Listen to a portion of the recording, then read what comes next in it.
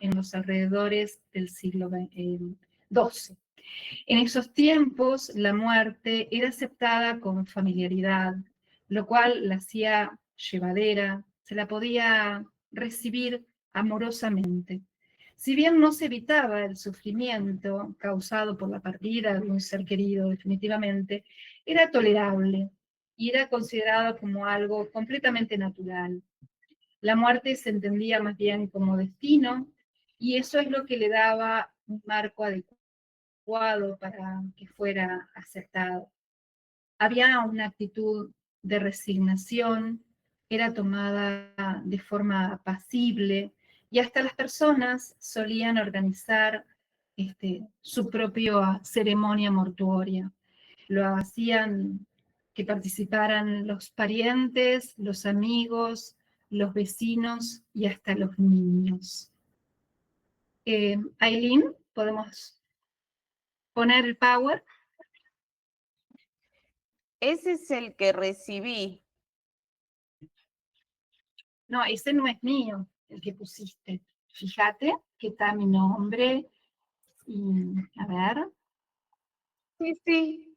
A ver, voy de vuelta. Vas de nuevo, vamos.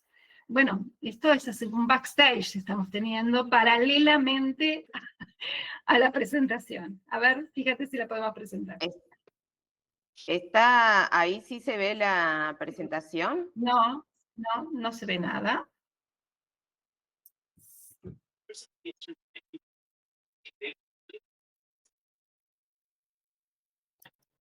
Ahí voy, ¿eh?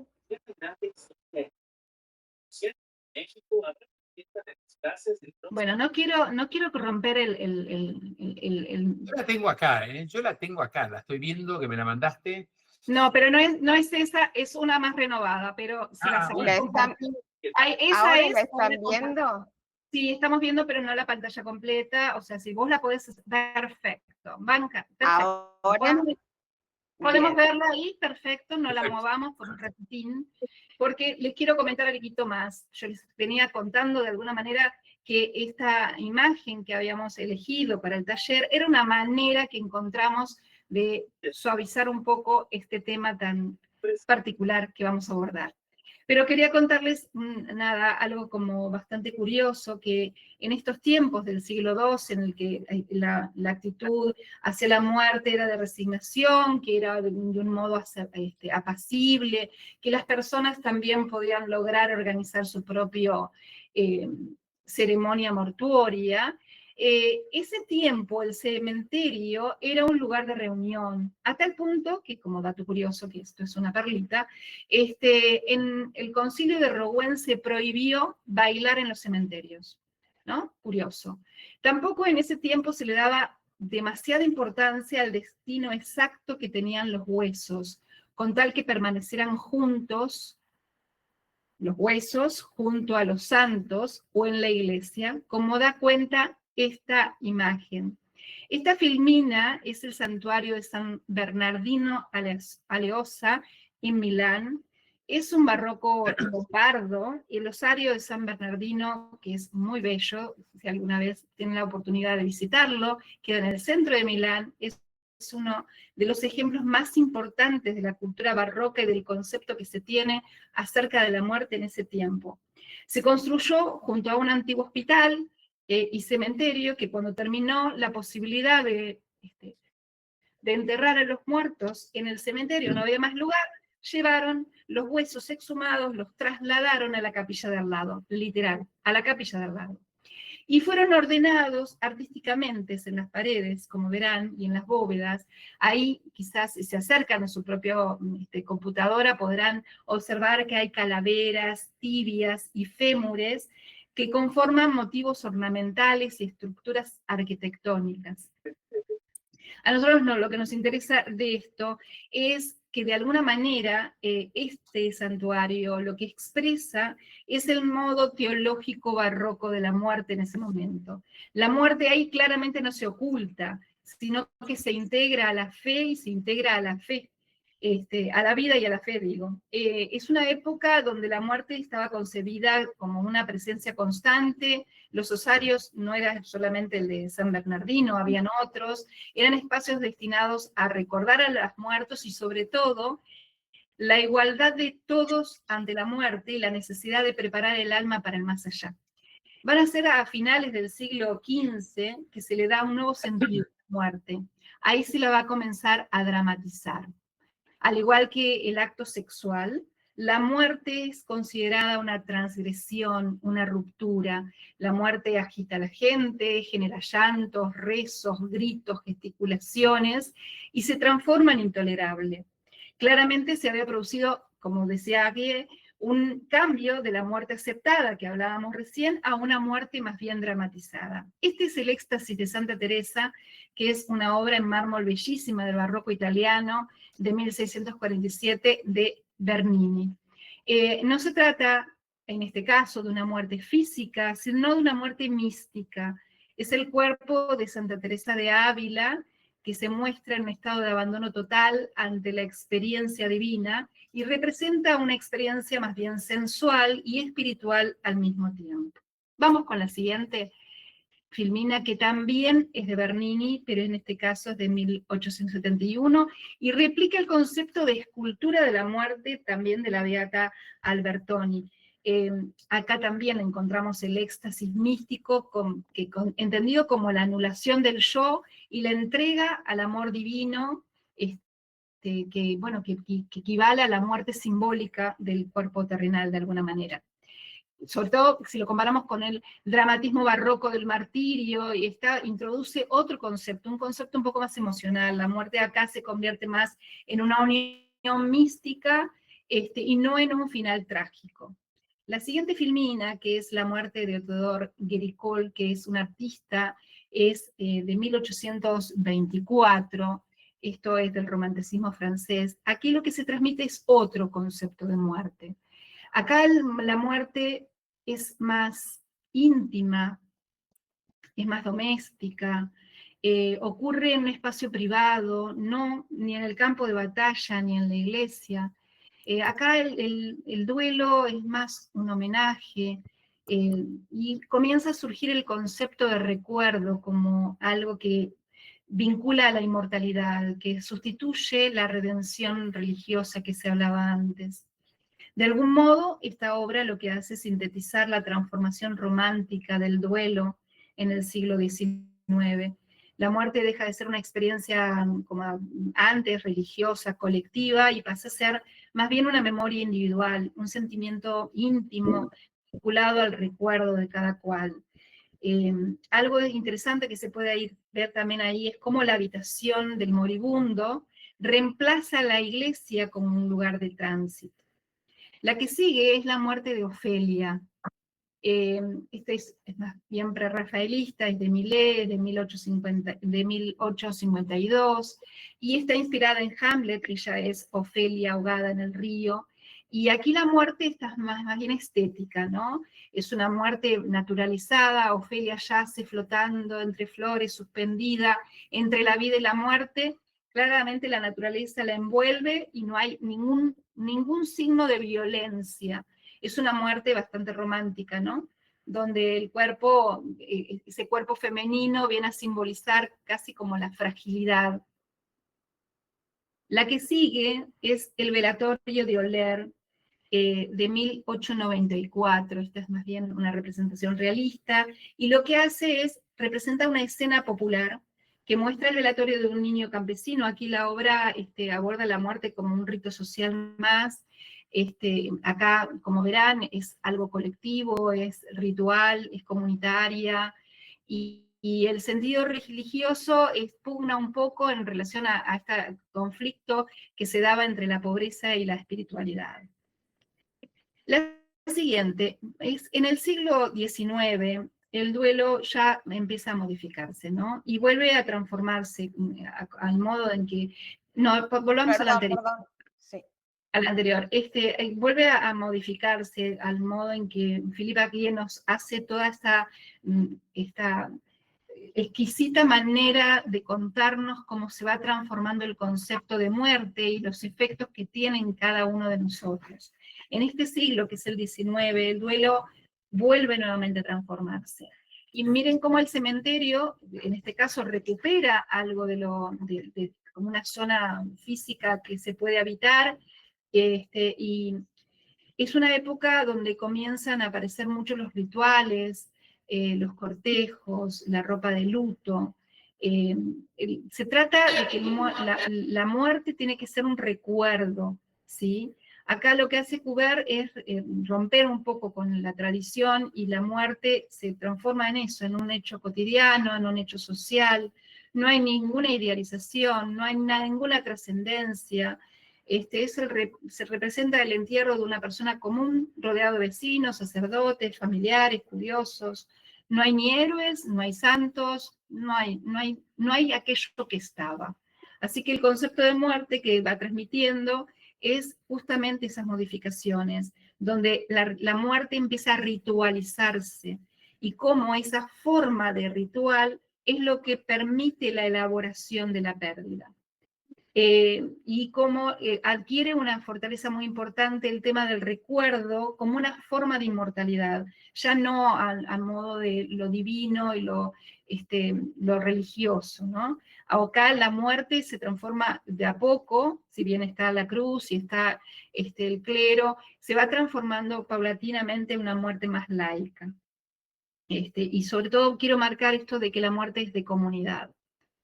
La siguiente, no voy a entusiasmarme, si bien es verdad que me entusiasmé con las obras, pero me parecen muy interesantes, es La habitación del enfermo. Este es de Munch, este es un expresionismo temprano, y lo que plantea la pintura es interesante porque está inspirada en la muerte de su hermana Sophie, que muere de tuberculosis. También podría representar la muerte de su propia madre, porque también murió de tuberculosis, y podríamos pensar que el niño que está ahí es él mismo mirando a su madre. Acá hay toda una representación que antecede a la muerte, porque esa mujer todavía no murió, está al borde de la muerte.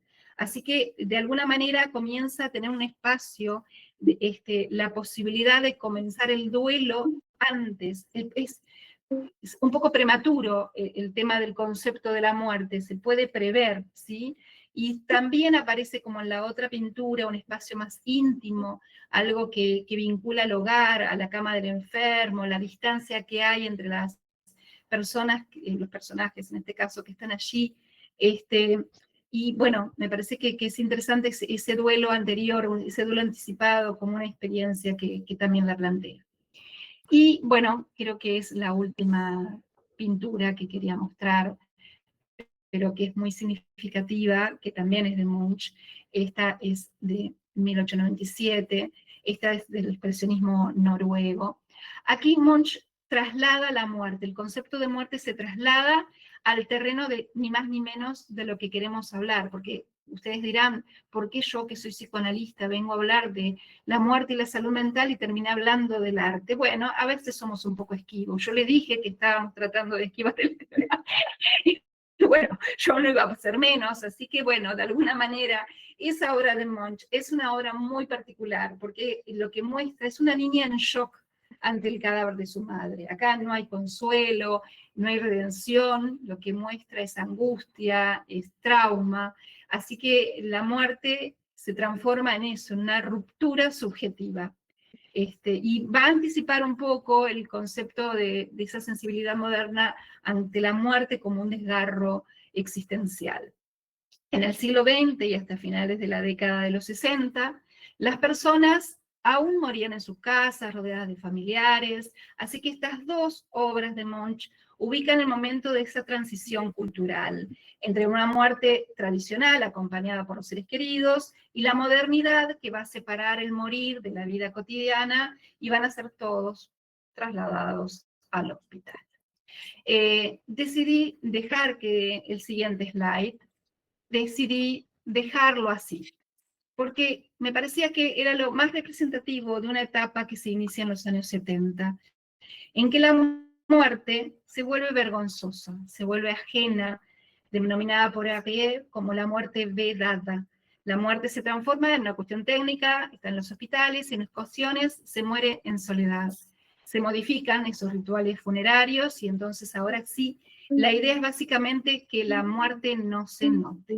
Si pasó, que no nos enteremos. No se da el pésamo, no se entierra a los muertos, no se los visita, no tienen lugar, se los hace un poco como desaparecer, se los olvida, se los anula, se los prohíbe. Morir se convierte casi en un pecado ante un mundo que brega por la felicidad y la belleza, en donde claramente casi todos empezamos a sentirnos un poco inmortales. Así que la muerte comenzó a transformarse en un tabú, como antes lo fue la sexualidad.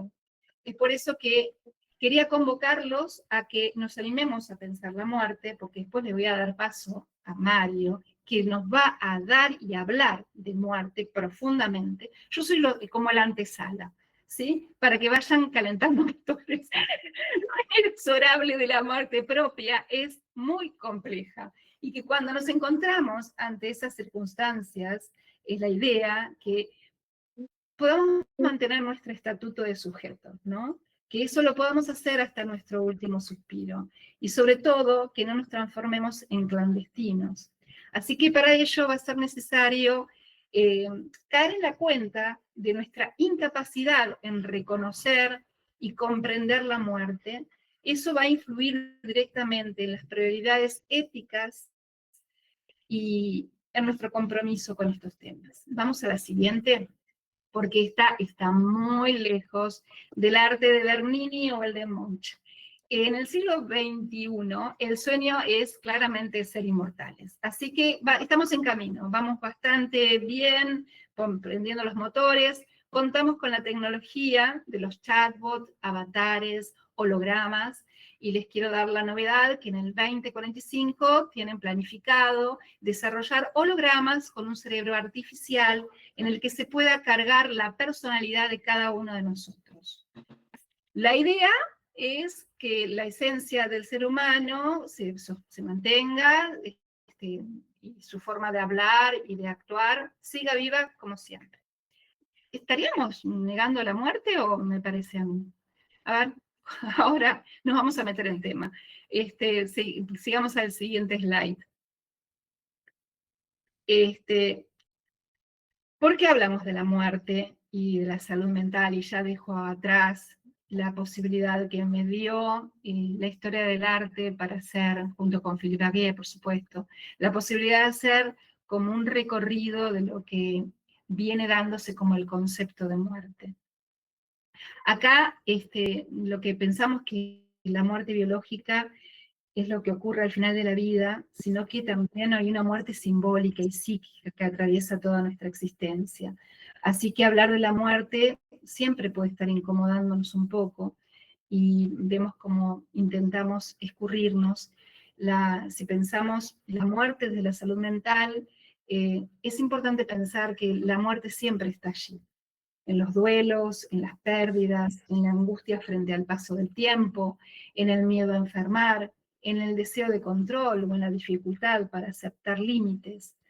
Y claramente en nuestra cultura la muerte ya ha sido medicalizada y de algún modo también expulsada del discurso cotidiano, así que morir dejó de ser ese acontecimiento familiar o comunitario, como decía al principio, y pasó a ser más bien un proceso técnico gestionado por las instituciones. Pero la experiencia subjetiva sigue siendo un punto central.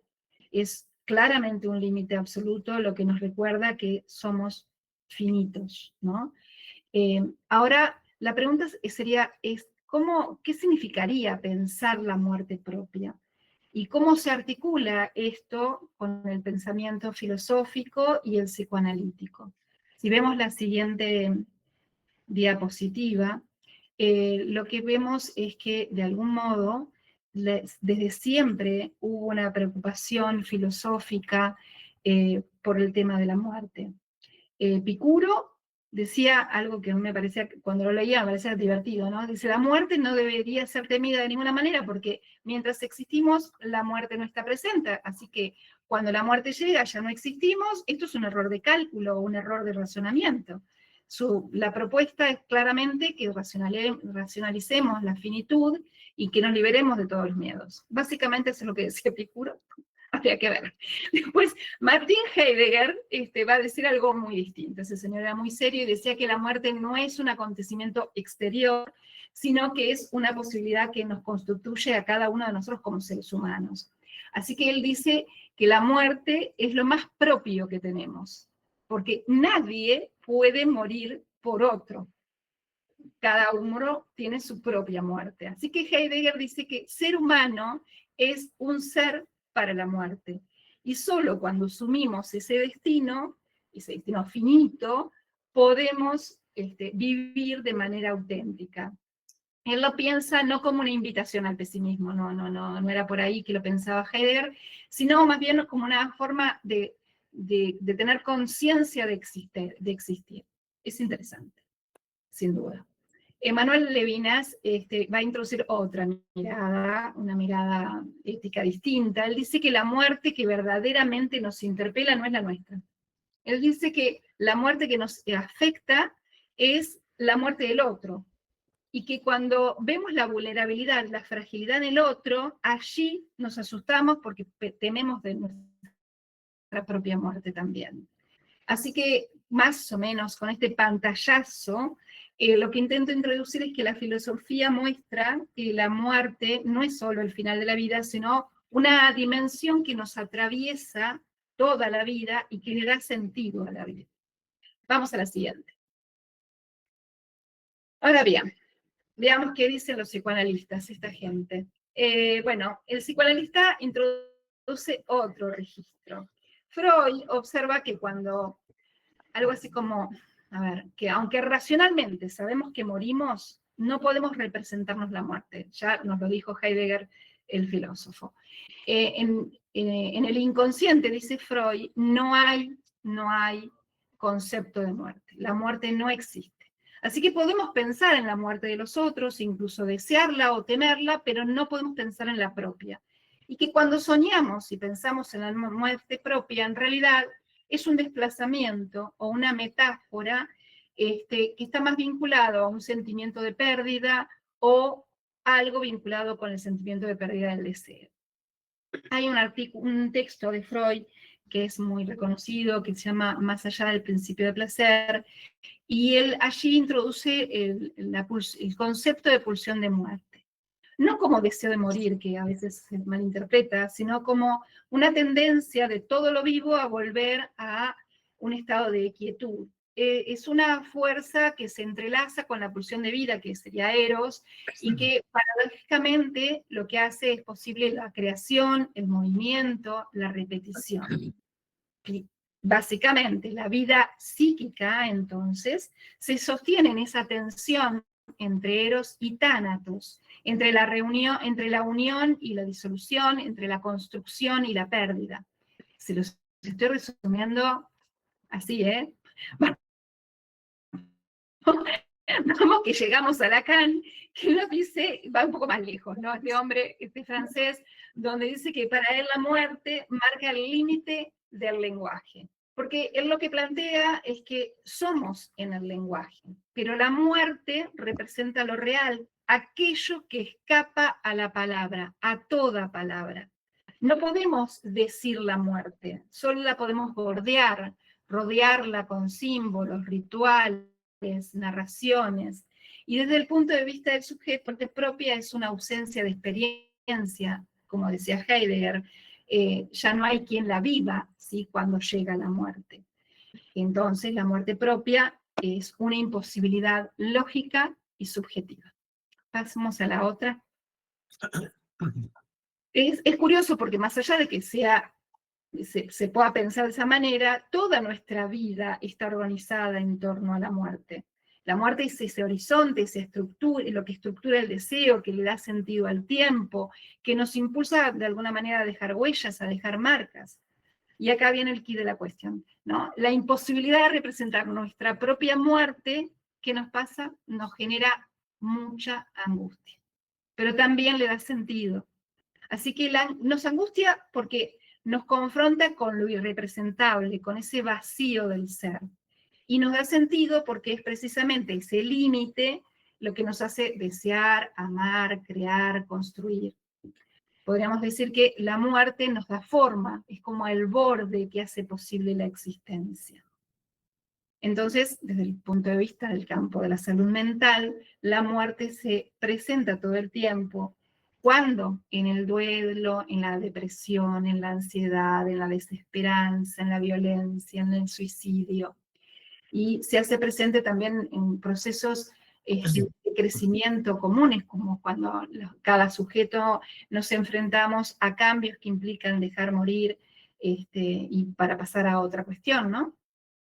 Freud decía también que el duelo es un trabajo psíquico necesario que permite aceptar la pérdida, retirar la libido del sujeto perdido y reinventarla en otros sujetos. Cuando esto no acontece, cuando el duelo queda en suspenso o se aborta, lo que pasa es que surge esto que habrán escuchado como la melancolía, que no es ni más ni menos que la identificación del sujeto justamente con lo perdido, y en lugar de aceptar esa ausencia, lo que se hace es dirigir la hostilidad hacia sí mismo.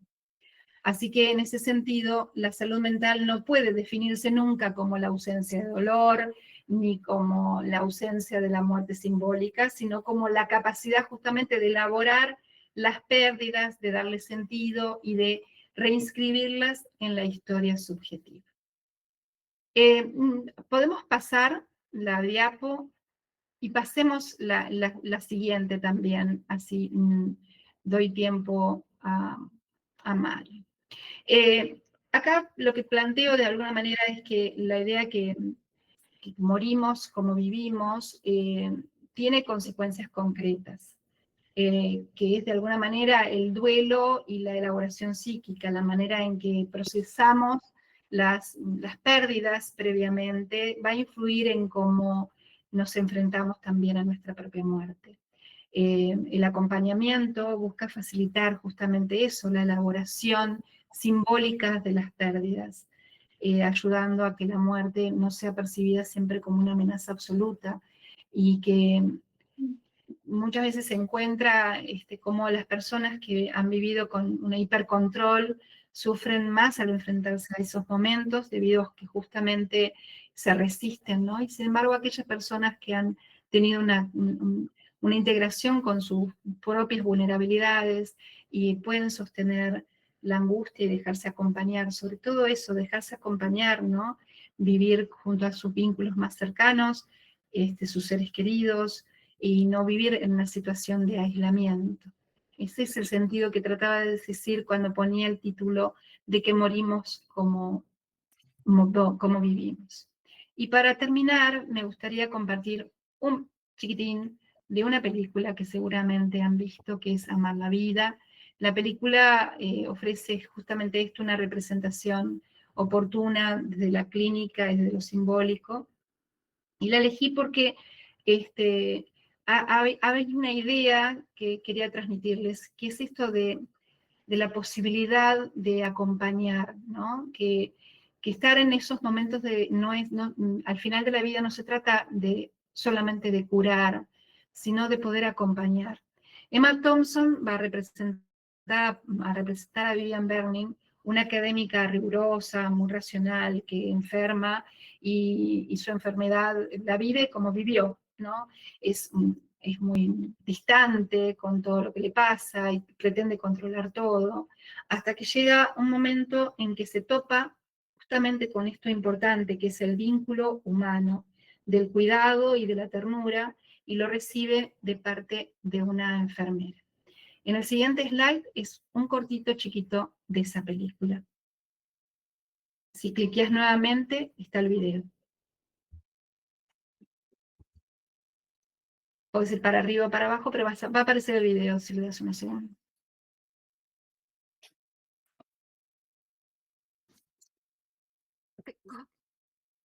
Tengo miedo. Sí. Tenés que subir tu audio, me parece. Me despierto y ya no estoy segura de mí misma. Antes se sentía segura. Sí, me sentía tan segura. Oh, cielo. Sé que duele, lo sé, lo sé. Tranquilo. Un segundo. Aquí viene un pañuelo. Está bien. Bien, tranquilícese, tranquilícese. ¿Le traigo? Sí, por favor. Bien, voy a buscarle uno. Enseguida vuelvo, ¿vale?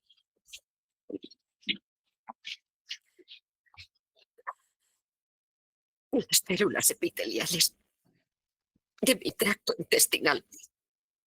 La quimio las ha matado. El polvo me sienta de maravilla. Es algo que puedo digerir y ayuda a mantenerme hidratado. Es para que lo sepan. Aquí tiene. Gracias.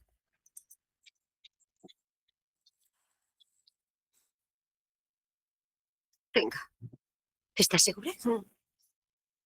Gracias. Gracias.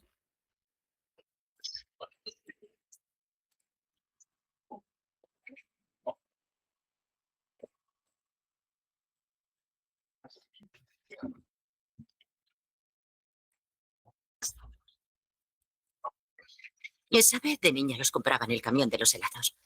Aquel hombre aparecía y tocaba la campana y todos íbamos corriendo. Luego nos sentábamos a saborearlos en el bordillo. Qué profundo, ¿eh? Suena bien.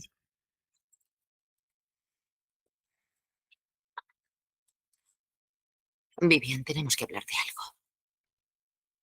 Algo que debe pensar. No están curando el cáncer, ¿es eso?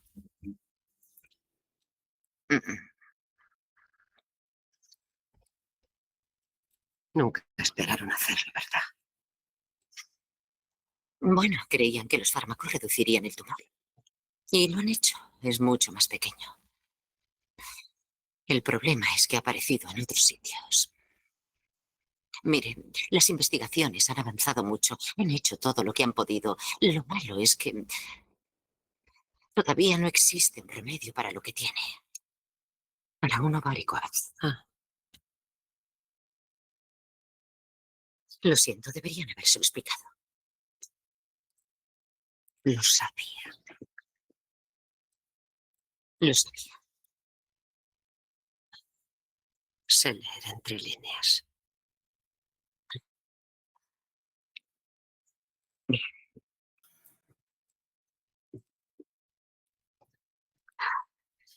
Creo que hay una cosa más en la que debería pensar.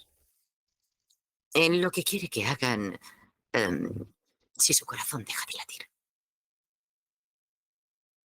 ¿Por qué?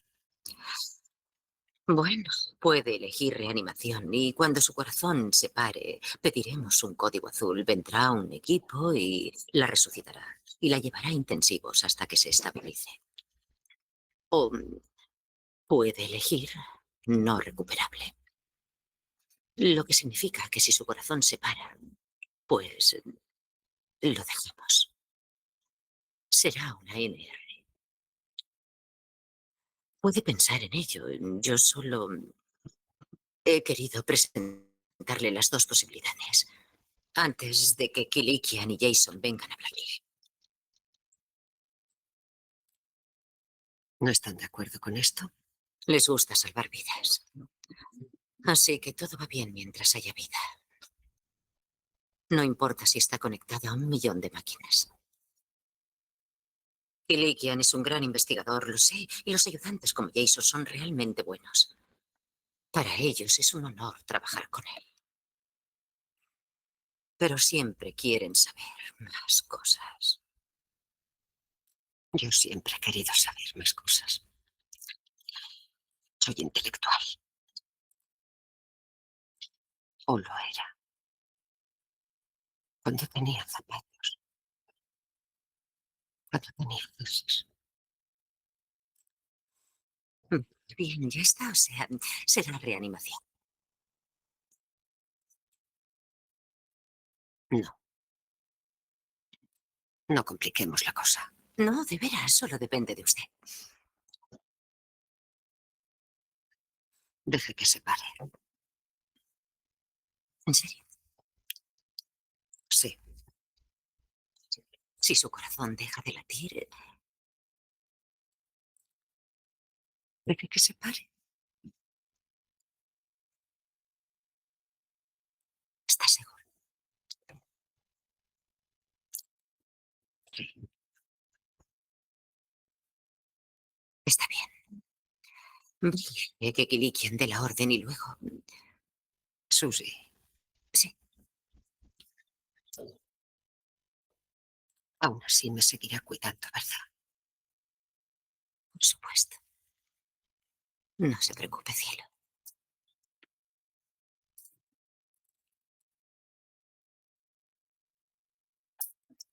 La última, sigamos a la de abajo. Bueno, con esto termino. A lo que veíamos es como acompañar la muerte puede ser un acto de cuidado, claramente, ¿no? Esa presencia atenta que tiene, que Susi le permite a Vivian que experimente con ese cuidado humano, incluso en ese pequeño detalle, en el helado, la contención, las palabras. Así que de eso se trata, un contener emocional, un espacio donde se pueda elaborar algo de esa angustia ante la muerte o la ansiedad que provoca. No se trataba solamente de un acto legal, el que estaba aconteciendo, donde tenía derecho a la autonomía y a decidir qué hacer con ese último momento de su vida, sino que era un acto humano, un acto de acompañamiento. Y bueno, creo que eso es lo que tenemos que poner el énfasis en cómo a veces incluso incluir la ternura como una herramienta con los pequeños gestos, con el tono de voz, con sostener la mano, tiene un impacto profundo en la experiencia subjetiva de las personas.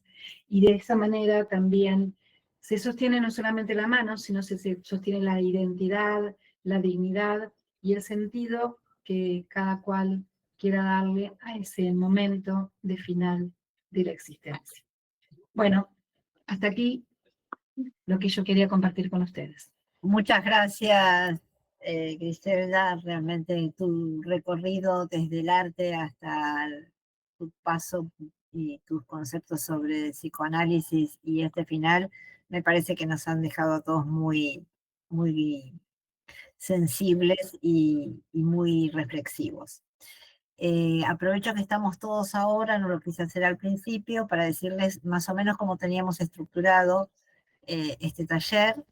La idea que la primera expositora respetó era tener unos 30 minutos para hacer su exposición. Ahora el doctor Sebastián iba a tener sus otros 30 minutos. Y después la propuesta es que de alguna manera entablen una conversación entre ustedes dos para después dar paso a las preguntas. La idea es que sea lo más participativo posible. Si alguno quiere ir adelantando sus preguntas a través del chat, lo pueden ir haciendo. Así que, bueno, quería pasar esta estructuración del taller para que todos la conociéramos. Doctor Sebastiani, Mario, Ok. tu espacio. Te hago una pregunta, Eileen. ¿Me tendrías que autorizar para compartir? ¿Estoy equivocado? No, ¿Yo? si usted quiere compartir, creo que puede directamente. ¿Vos decís? Y bueno, vos decís, yo te voy a hacer Y caso. probemos. Cualquier cosa, si no, Ahí lo está. tengo también acá. Ah. ¿Lo están viendo esto? Sí. Sí, está arrancando. Ok, listo, perfecto. ¿Es así la cosa? ¿Es así la cosa? Perfecto. Sí, Muy bien. perfecto. Faltaría agrandar la pantalla con ¿Y la por qué no lo copa que estoy está pudiendo? abajo. ¿Por qué no lo estoy pudiendo hacer? Hay una copita abajo. Sí, la estoy viendo y no me Bien. está dando pelota la copita. No sé. Bueno, a mí me pasó lo mismo. Te preocupes. Le Muy bien. echamos la culpa a la tecnología. Despreocúpense. Muy bien. Gracias por la invitación. A ver si puedo pasar esto. Gracias. No lo puedo pasar tampoco. ¿Tú estás segura que yo puedo? A ver.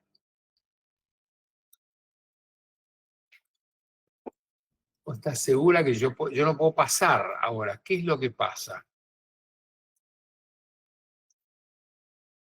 A ver. Bueno, vamos a hacer una cosa. Despreocúpense, porque en total yo después les dejo. A ver, yo intento a ver si puedo compartir. Ahí ¿qué pasa ahí? A ver, ¿Ahí espere lo ven? que... ¿Ahí lo ven grande? No, No lo ven grande. Ok. espere que... A ver...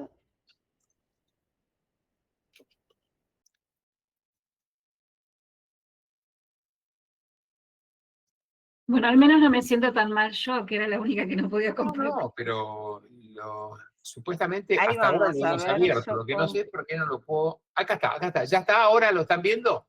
No. Que cambié, pero no lo están viendo que cambié, ¿no? Sí, sí. Ah, perfecto. Están ¿Dice ahora presentación? ¿Lo están viendo? Dice directivas anticipadas. No, nada que ver.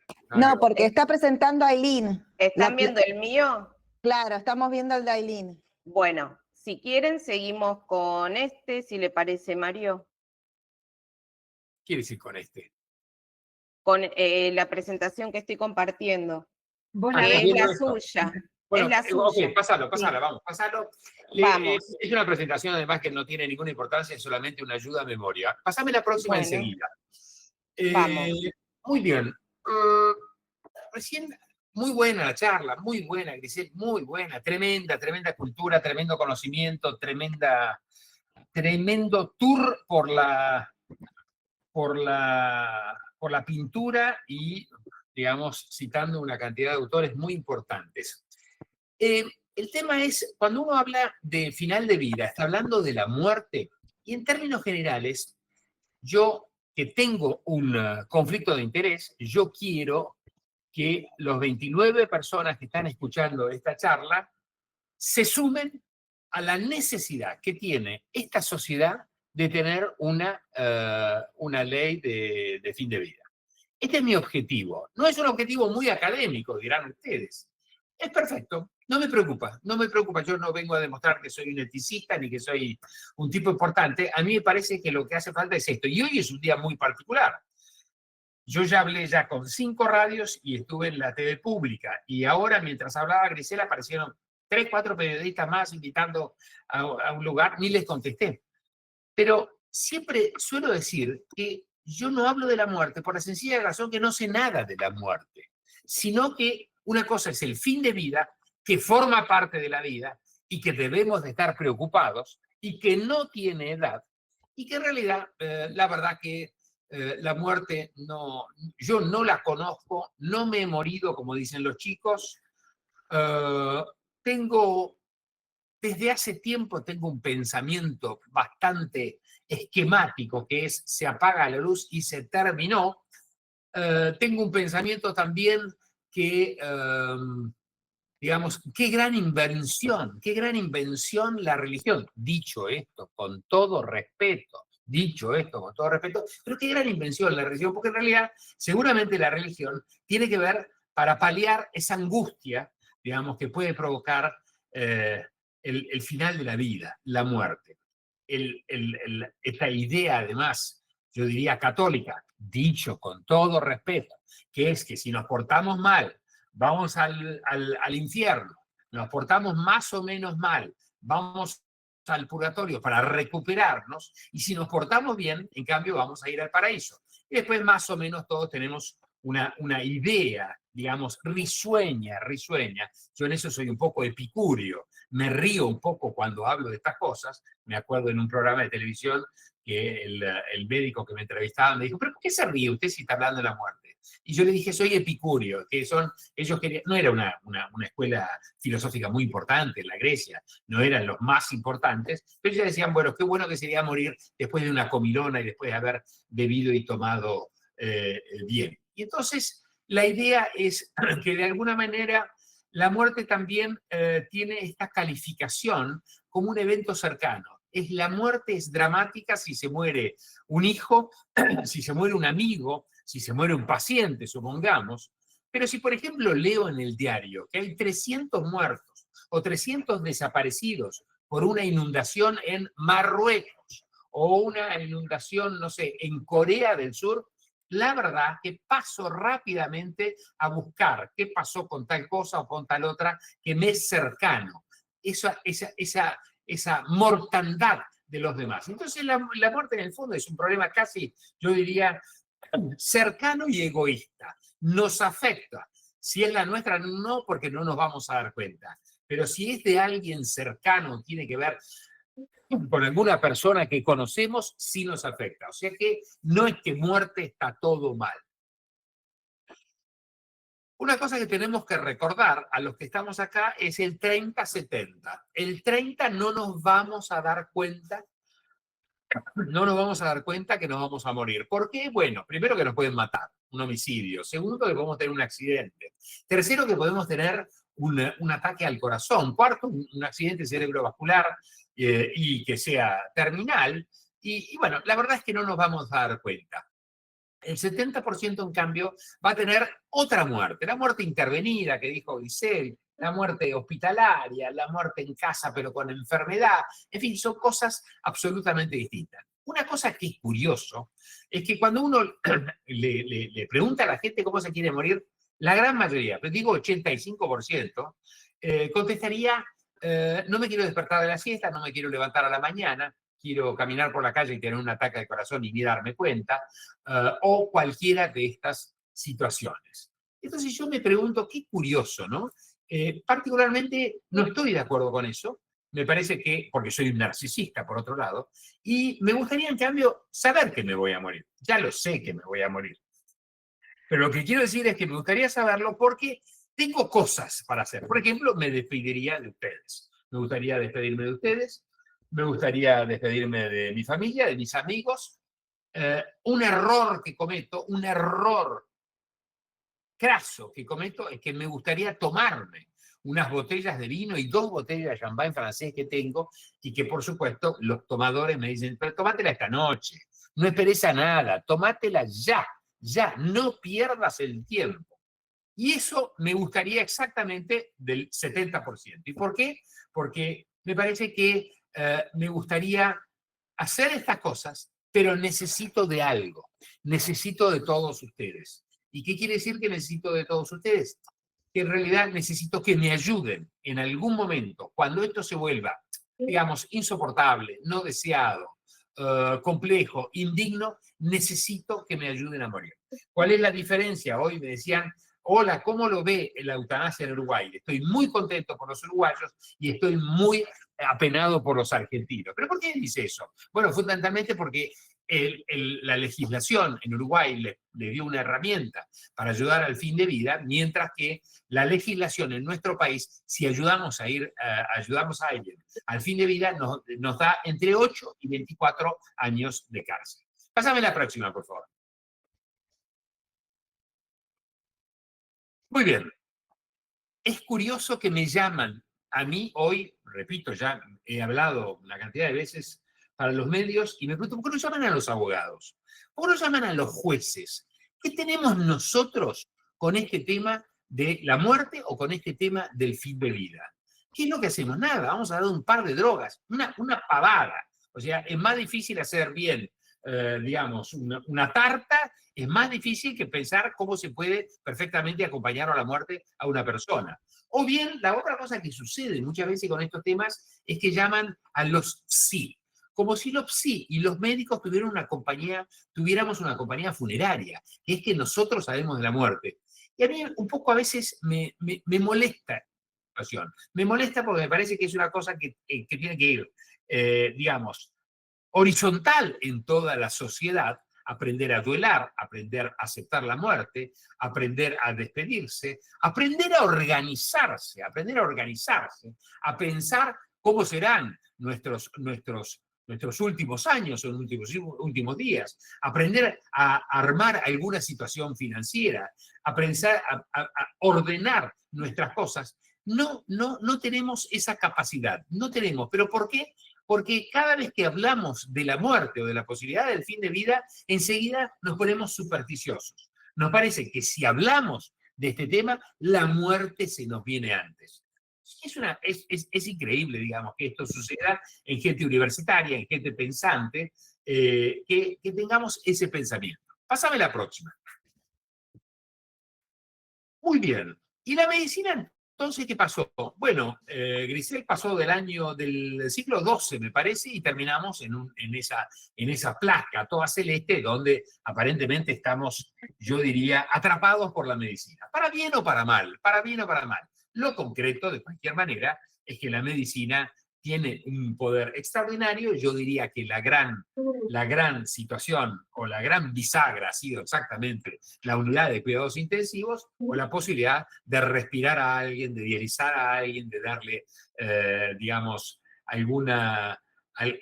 un sostén vital que ha producido, yo diría, cosas maravillosas, porque cada vez funciona mejor las unidades de cuidados intensivos, pero también trajo aparejado un precio, que es la obstinación terapéutica. A la gente le gusta la palabra encarnizamiento terapéutico, pero bueno, todo eso surge de alguna manera de esta medicina que, digamos, está un poco formateada para defender la vida.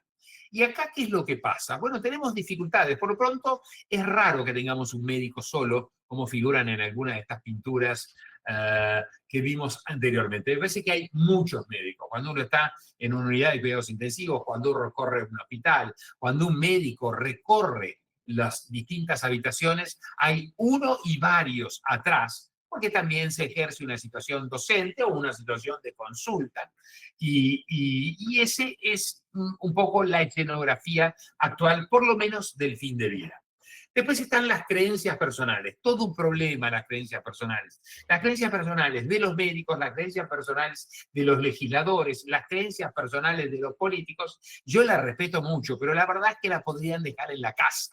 La podrían dejar en la casa porque el trabajo de los legisladores es de hacer cosas por el bien del pueblo al que representa, y la situación de los médicos, la verdad, debiera de uno recordar cuáles son los postulados de la medicina. Uno, prevenir las enfermedades, la otra es curar, la otra es aliviar, pero hoy, sin ninguna duda, y modernamente, está el concepto de muerte digna, de aportar una muerte digna.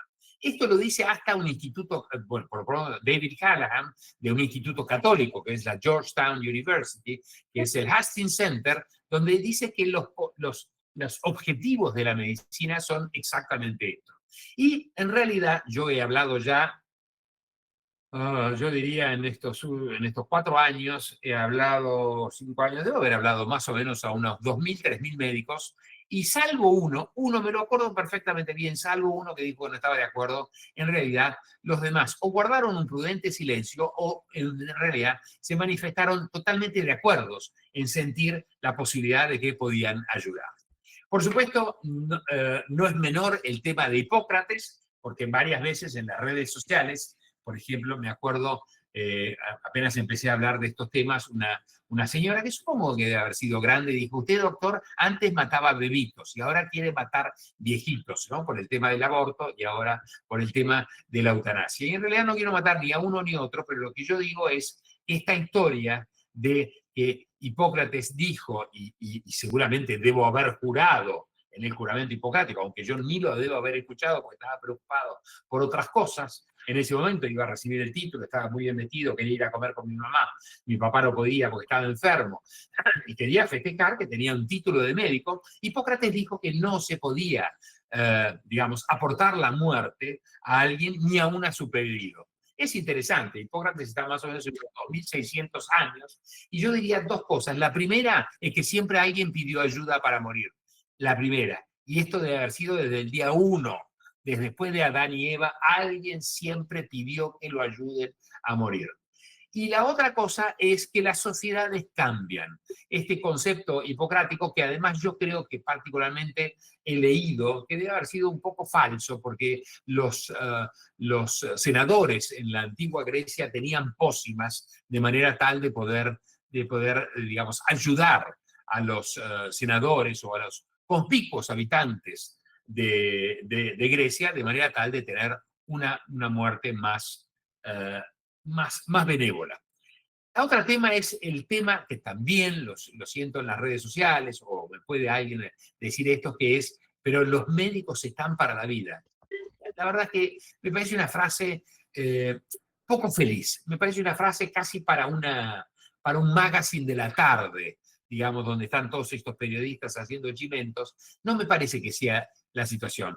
Por eso me gusta mucho que podemos estar en favor de la vida, debemos de estar en favor de la vida, debemos de cuidar la vida, pero en realidad hay momentos donde sería razonable, sobre todo a pedido de los pacientes, en el hecho de poder, digamos, ayudar a una muerte digna.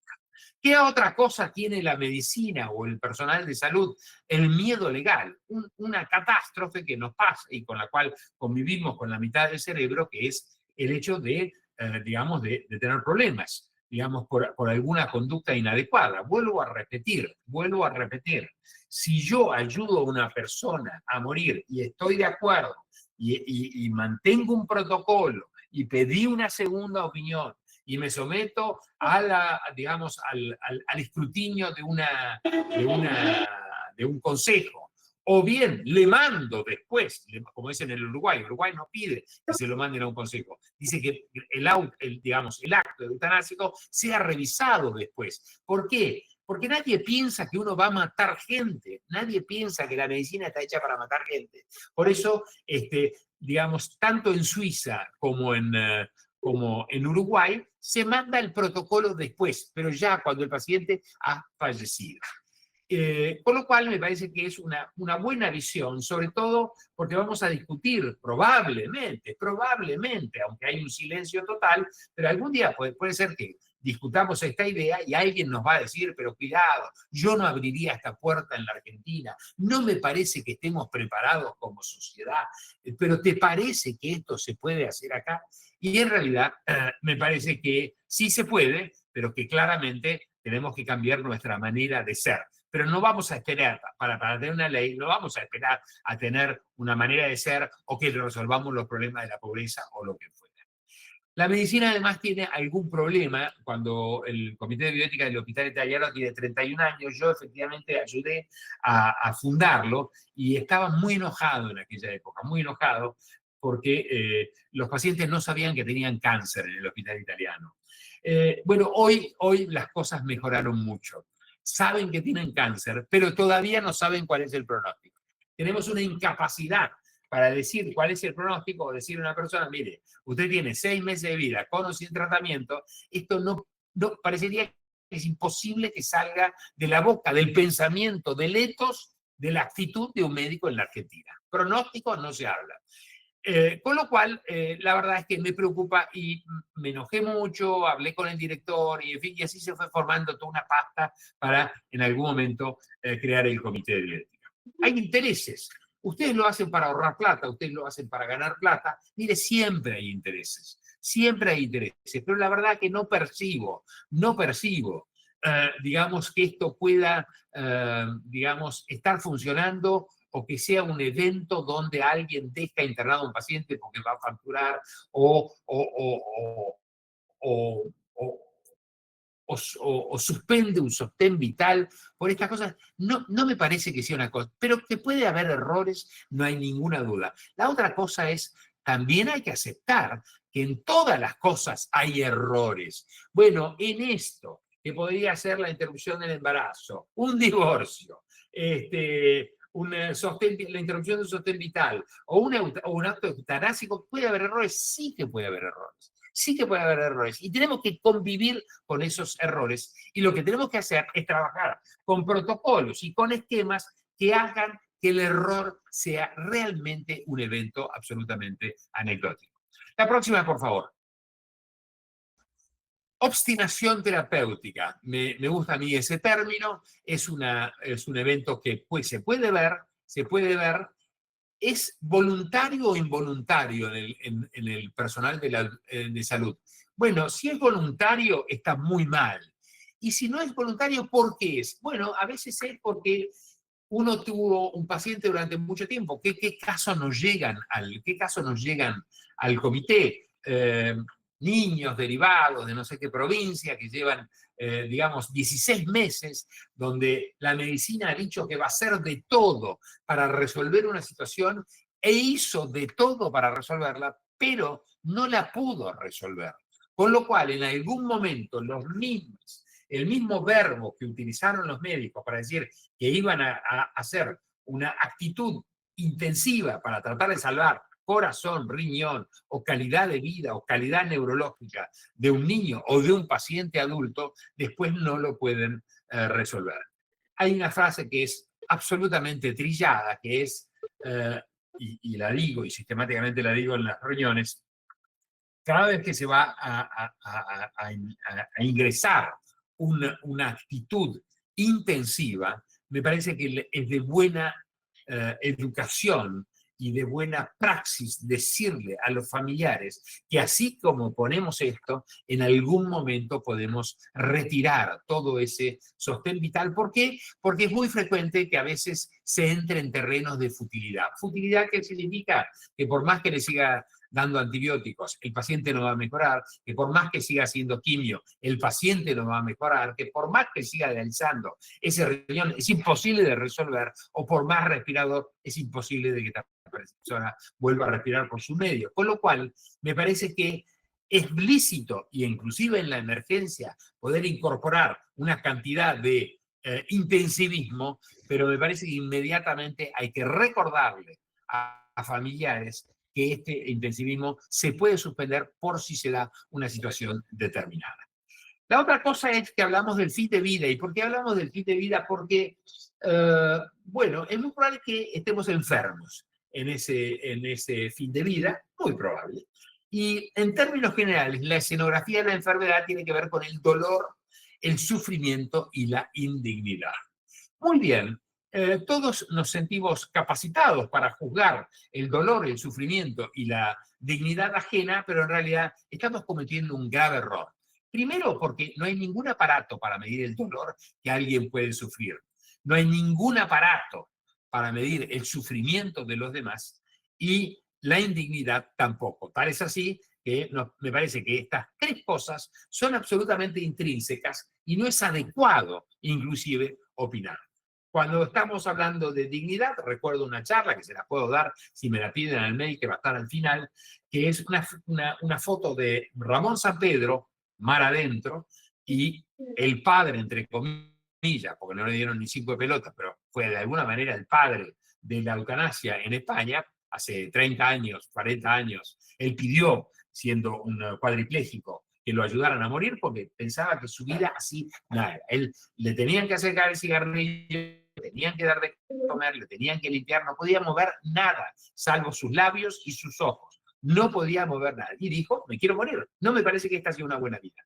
Y al lado de Ramón Sampedro, que tiene inclusive un rictus de sonrisa, pongo la foto de Stephen Hawking, que está todo enrollado en una silla con su computadora, etcétera, etcétera, que estaba totalmente de acuerdo con una ley de eutanasia, pero él no la quiso y murió por, digamos, por situaciones propias de su enfermedad.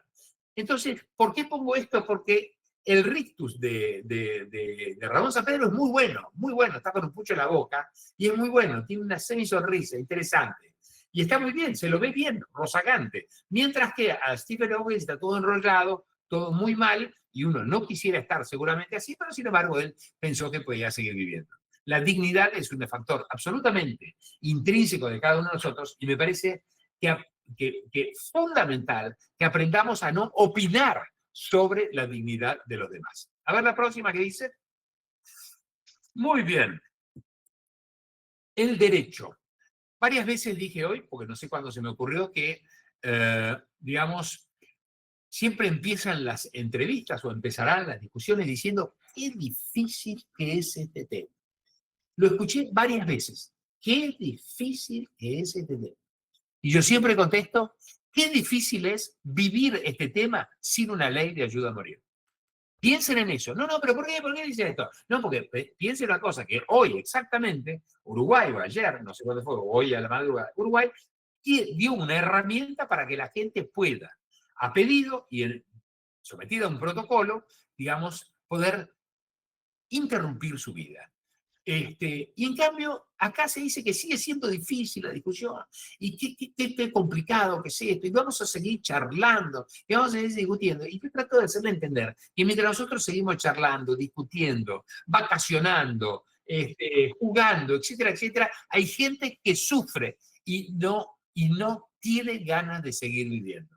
Estamos en este momento en un caso con una mujer en Moreno que lleva 3, 4 años postrada totalmente, que está pidiendo una eutanasia, y bueno, la estamos ayudando de alguna manera, junto con el defensor de Moreno, y ya fuimos a un juez, y el juez dijo que estaba totalmente de acuerdo con la mujer, pero que no podía autorizar algo que estaba prohibido por la ley, y estamos tratando de que esto llegue a Corte Suprema de Justicia de la provincia de Buenos Aires, a ver si se le puede dar un final digno a esta mujer, y ella tiene una frase que es: yo quisiera que ustedes se den un minuto en mi cuerpo, con dolores, con fibromialgia, con una cantidad de cosas, un minuto que estén acá, y no que me digan que se puede seguir, y se puede seguir, y se puede seguir.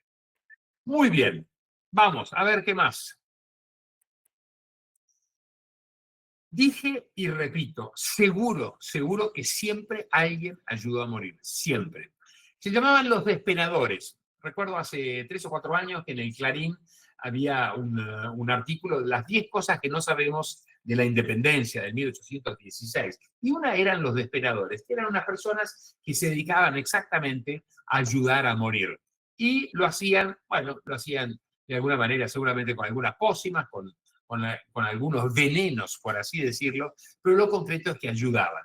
Y vuelvo a repetir, ayudar a morir es un acto de compasión y un acto de amor. En Cerdeña hay un famoso libro italiano que se llama La Cavadora, que es una mujer todo con una túnica negra y con un martillo. Supongo yo que el martillo era para acabadora, para terminar. Es interesante lo de Cerdeña, porque acabadora, Cerdeña estuvo, ocupada por los españoles, había todo un imperio, todo el sur de Italia, y las islas del Mediterráneo formaban parte del reino de España, con lo cual es una palabra italiana, pero digamos con una raigambre bien española.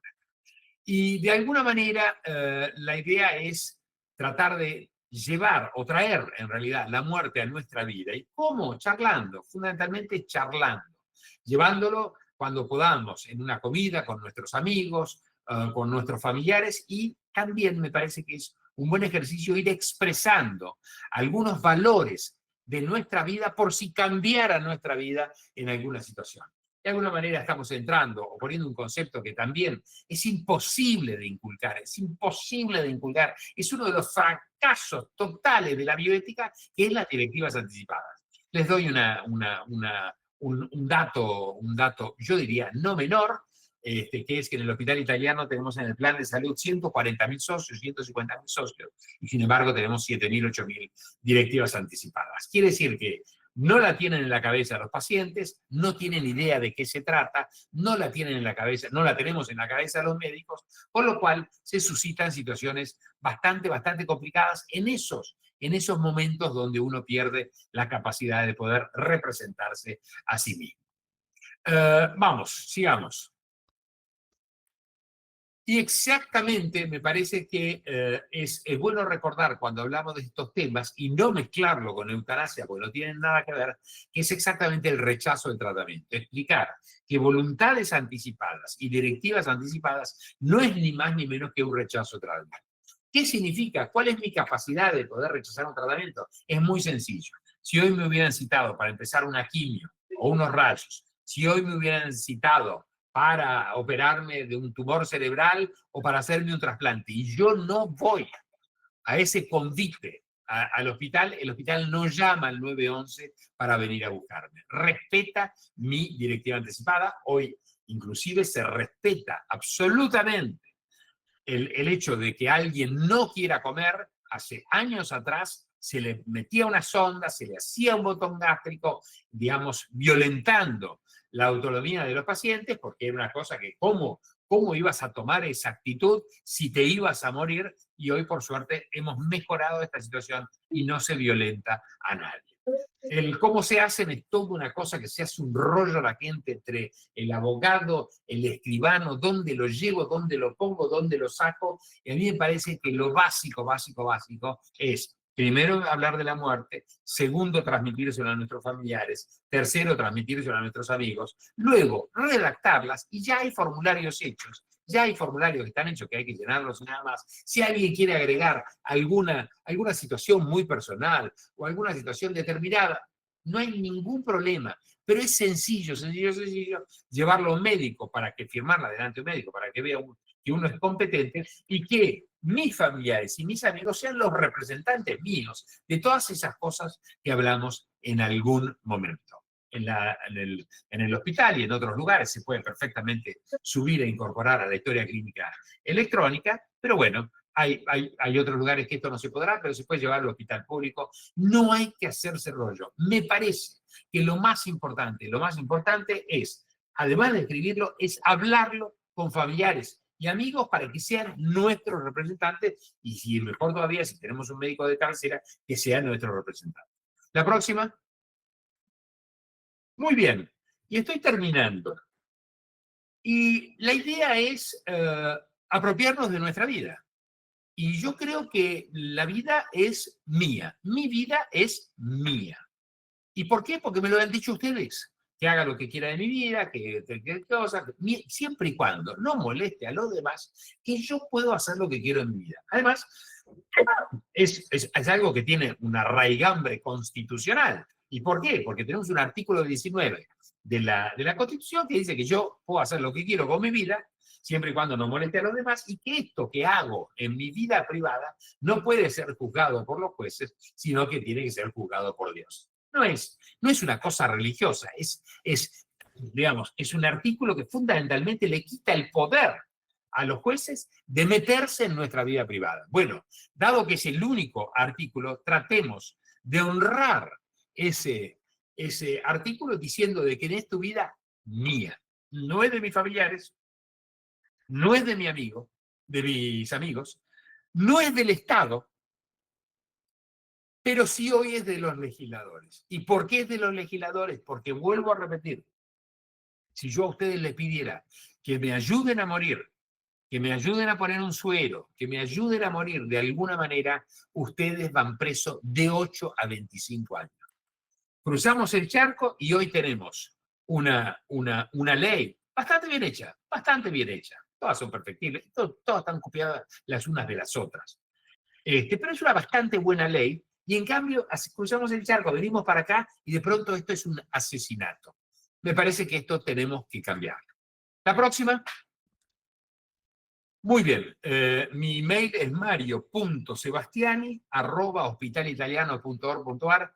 Les puedo dar mi libro, que es Si pudieras elegir cómo morir, ¿qué elegirías? Lo escribí hace 3 años, un éxito total en el periodismo, nada de éxito en la venta de los libros, pero la editorial estaba encantada porque hablé por todos lados de esta historia, y les puedo dar mi libro, les puedo mandar una charla bien hecha, etcétera, etcétera, con iconografía, no me puedo parecer nunca a Grisel, pero les puedo mandar las charlas que tengo sobre esto, y a mí me gustaría que me la pidan, porque a mí me parece que es bueno que la tengan, es bueno que la miren rápidamente, la pueden usar, porque hay un famoso concepto que dice que si uno no da lo que tiene, lo pierde todo para siempre. Muchas gracias. Bueno, muchísimas gracias Griselda, muchísimas gracias Mario, realmente fueron 2 exposiciones brillantes que nos seguimos profundizando y reflexionando.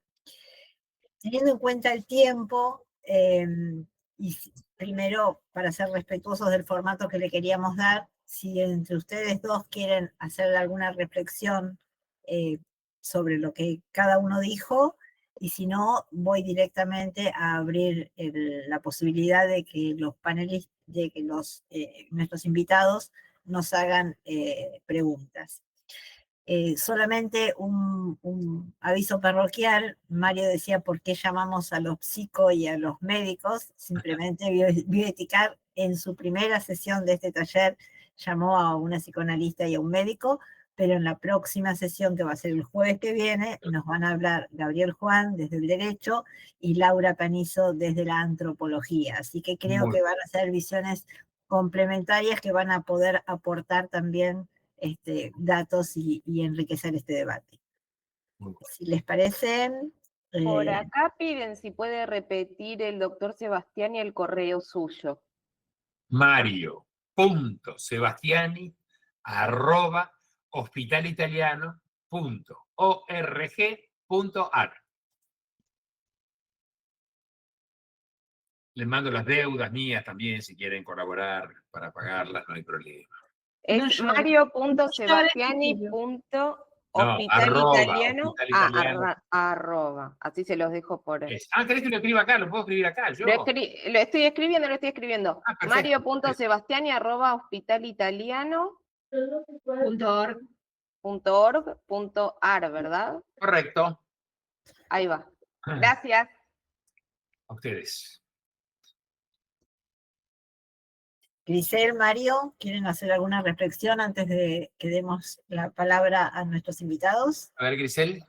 A ver, ¿qué puedo opinar yo? Mira, por supuesto, a mí me gusta escucharte, y creo que a todos también. Hemos convocado a mucha gente también por tu presencia, no solamente la radio y la televisión, sino también Bioeticar, Asociación Civil. Así que estás completo, ¿qué querés que te diga? A ver, yo creo que coincido con muchas de tus posiciones, así que me es como difícil hacer un planteo, pero sí me parece que por ahí coincidimos muchísimo más y no lo estamos diciendo, y es que si, por ejemplo, si hablábamos de las directivas anticipadas, ¿no? Que ha sido un avance legislativo en aquel texto que escribió Bioeticar hace ya muchos años, cuando recién había asomado la ley, y como bien decís vos, no ha tenido éxito. Tenés la posibilidad enorme de estar en el Hospital Italiano, donde tenés estadísticas y das cuenta de cuántas personas se acercan o no a hacer sus directivas anticipadas mientras pueden hacerlas, ¿no? Y definitivamente estoy convencida que esto tiene que ver con lo que trataba de transmitirles, y es la imposibilidad que tenemos de enfrentarnos a la probabilidad de nuestra propia muerte. ¿Sí? De algún modo, por eso es que se plantea la dificultad de hablar sobre esto, porque no queremos asomarnos a ese borde. No nos gusta, nos angustia, no es un tema, como decía Florencia Luna, no es un tema muy sexy, la realidad. Así que, bueno, de alguna forma es lo que trataba de transmitir todo el tiempo, de que nosotros estamos, después de haber transitado todos estos diferentes tiempos y concepciones de la muerte, nuestra concepción actual tiene que ver con esto que nos están metiendo por todos lados, que es la posibilidad de que seamos casi inmortales. Y si somos inmortales, ¿por qué nos vamos a preocupar en dejar o no directivas anticipadas? De eso no se habla. De eso no se habla, y estoy convencida de que no se habla. No solamente no hablan las personas comunes, no hablan las personas, los profesionales en diferentes áreas, sino que tampoco hablan los médicos, desde el momento que, tomando tus palabras, decías que a los pacientes se les da un tratamiento ante una enfermedad que posiblemente sea terminal, pero no se les habla del pronóstico. Todos tenemos a alguien cerca, más lejos, un poco medianamente, donde de alguna manera sospechábamos que eso iba a acontecer, pero nadie le ponía el cascabel al gato. Y entonces se perdió la oportunidad que vos decías al comienzo de tomarse esa copa de champán. ¿Cuántas copas tenías? Porque, bueno, no sé, compartidas, esas cosas se lo tomes solo. Bueno, eso era lo que quería comentar acerca de las directivas anticipadas, que es lo único que dice el link. Pero vos podés decir lo que quieras, por supuesto. No, estoy en un todo de acuerdo. Aquí no nos vamos a ganar, no es una contienda entre vos y yo, sino que de alguna manera, primero, los dos aceptamos que es un fracaso de la bioética, los dos aceptamos que es un fracaso de la sociedad. Yo lo que diría es, ¿cuál sería la manera de paliar esta situación? Bueno, de alguna manera, y con una sonrisa y con una copa de champán, empezar a hablar de la muerte como un acto de organización, como un acto de responsabilidad, como un acto dónde voy a dejar los bienes, dónde voy a dejar mis gemelos, o mis corbatas, o mis cuadros, o mis cosas, que digamos que incorporar culturalmente la real posibilidad de que nos vamos a morir. Y esto hacerlo y mencionarlo como un evento, digamos, que tenga cotidianeidad y que no tenga solemnidad ni que se parezca a un velorio. Me parece que esa es una manera. La otra cosa que la otra cosa que se me ocurre es, la medicina entiende que hay que suspender el sostén vital. Y esto es totalmente legal, totalmente legal. ¿Por qué? Porque estamos en un terreno de futilidad y mira la medicina, mira la familia y aparece alguien y dice, no, no, pero a la abuelita yo la quiero mucho. Yo me acuerdo que la abuelita jugaba conmigo, me enseñó a hacer los pastelitos, me enseñó a hacer... Hagamos de todo por la abuelita. Bueno, ahí ¿qué hace la medicina? Enseguida recula, se pone así, se cruza de brazos y dice, pónganse de acuerdo y vuelvan. Porque si no, no vamos a hacer nada para que salga alguien o para que aparezca un miedo legal o para que alguien vaya a creer que el retiro del sostén vital sea matar. Matar, claro que lo es. Tampoco hay que tener prurito con la palabra matar. Si yo digo que hago un acto eutanásico, que lo podría hacer perfectamente bien, pero claramente te estoy matando a alguien. Pero claramente. Y si no es una eutanasia, es un suicidio asistido, el que se está matando es exactamente el otro. Me parece que culturalmente llevar este evento, fin de vida, a la mesa cotidiana, me parece que es un evento muy importante y llevarlo también, por supuesto, a la consulta médica, a la psicología, a lo que fuera. Pero como un acto de organización y como un acto de manifestar cuáles son mis valores. Creo que las cosas pueden cambiar. De todo esto, que es una teoría filosóficamente extraordinaria, que es el rechazo de tratamiento, lo cierto es que todavía se viven situaciones muy complejas en el fin de vida de las personas y de la medicina.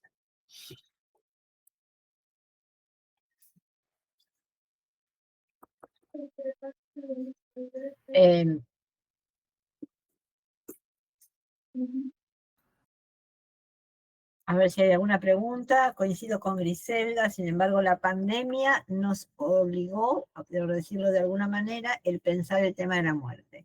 Muy bien. Debemos aprovechar esta realidad. Muy bien. Dice Muy bien. Rosana Cipiriti. No, pero Manuel, además vivimos la muerte a través de un vidrio, vivimos la muerte sin poder velar a las personas. Fue una experiencia absolutamente Canallesca, traumática, pero alucinante. y un poco canallesca también. Sin duda. Bien. Manuel, tenés la mano Sí, levantada. muy buenas tardes. Sumamente interesante todas las opiniones que se han vertido en esta reunión y realmente son valiosas. Ahora, pienso también que han sido un poco reducidas en forma, porque hay una alternativa que es muy válida también, que son los cuidados paliativos. Y habiendo cuidados paliativos, es una alternativa frente a la eutanasia. Cualquier médico frente a la eutanasia, en general, se siente incómodo. El médico no tiene la potencia de dar vida o de quitar vida. Y eso lo tenemos adentro nuestro desde que estudiamos medicina. Entonces, siempre va a haber un problema, algún tipo de problema interno nuestro frente a la eutanasia. Si tenemos alternativas, yo pienso que vale la pena tenerlas presentes también. No estoy en contra de nada de lo que se ha dicho, pero pienso que hay alternativas y que no tenemos que ponernos simplemente en un camino único. Tengo 63 años de médico clínico y tengo 88 años de edad, es decir, que lo que tengo adentro es muy difícil que se salga. Y lo que tengo adentro es que el médico lucha por la vida y está en contra de la muerte. Muchísimas gracias. Gracias, Manuel. ¿Algún comentario? Laura Panizo. Hola, ¿qué tal? Bueno, quería agradecer la charla, se dijeron, hicieron recorridos de diferentes lugares muy interesantes que trazan temas que, bueno, no solamente nos convocan acá en este espacio, sino que en la vida cotidiana también. Y me quedé pensando en varias cosas, pero después Manuel dijo algo que me la dejó, que sentí que tenía que aportar sobre lo que dijo, que entiendo la importancia de los cuidados paliativos, pero creo que tomarlo como alternativa es un problema, porque entonces se decide sobre una cosa y la otra, y yo creo que los cuidados paliativos deben estar, pero acompañando la eutanasia como dos cosas que no tienen que ser alternativas una de las otras, ¿no? Y ahí es donde, bueno, como antropóloga y trabajando desde la experiencia de los sujetos sociales, es que, claro, propongo el énfasis, y bueno, de alguna manera la charla de la semana que viene va a tener con eso, el énfasis de atender a la experiencia de quienes están atravesando por esos procesos y están pidiendo, digamos, la muerte.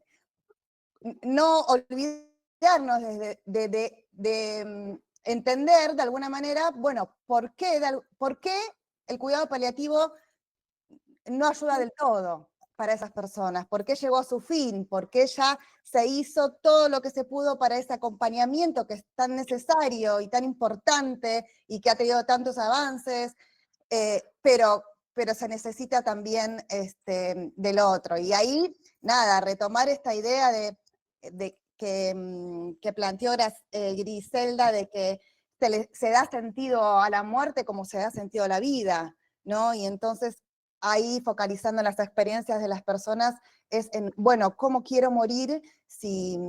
¿Cómo es una buena vida? Hablando de la muerte digna y de la buena muerte, que no estamos hablando que se pide una muerte, no estamos hablando que se busca la muerte, estamos hablando que se busca una buena muerte, ¿no? Que se busca una muerte, como dijo Mario, la dignidad, ¿no? Esa muerte digna, ese proceso de humanización si hay un proceso de deshumanización. Entonces, como eso, ¿no? Retomar eso que dijeron ambos sobre el tema de que, bueno, de alguna manera, para quienes experimentan esos procesos dolorosos y experimentan la necesidad de la eutanasia, el significado que le están dando tiene que ver con el significado de una buena vida y cómo ese continuo de la vida y la muerte, ¿no? Tiene que ver con también el significado de la buena muerte. Como que eso me parecía como importante como remarcarlo, ¿no? Que aporta a lo que Griselda y Mario vienen, y a este activismo de Mario de que quiere que todos salgamos convencidos de que necesitamos esa ley, ¿no? Bueno, como este aporte también, ¿no? De focalizar en las experiencias de quienes están atravesando por esas situaciones dolorosas. Gracias, Laura. Le damos la palabra para que nos cuente o nos haga alguna pregunta a María Elena López. Buenas tardes, muchas gracias por este espacio, muchas gracias Mario, Griselda, porque realmente es muy rico de todo lo que han hablado y el aporte que han hecho. Mi pregunta concretamente es referida a las directivas médicas anticipadas. Soy una convencida de que es un respeto a la autonomía, a la individualidad, al vivir, al buen vivir de una persona, teniendo en cuenta qué es lo que para sí mismo es lo mejor. Coincido plenamente que nuestra cultura occidental no es una cultura que se habla de muerte. La muerte es un tema negado, vedado, prohibitivo, a lo que le tenemos miedo.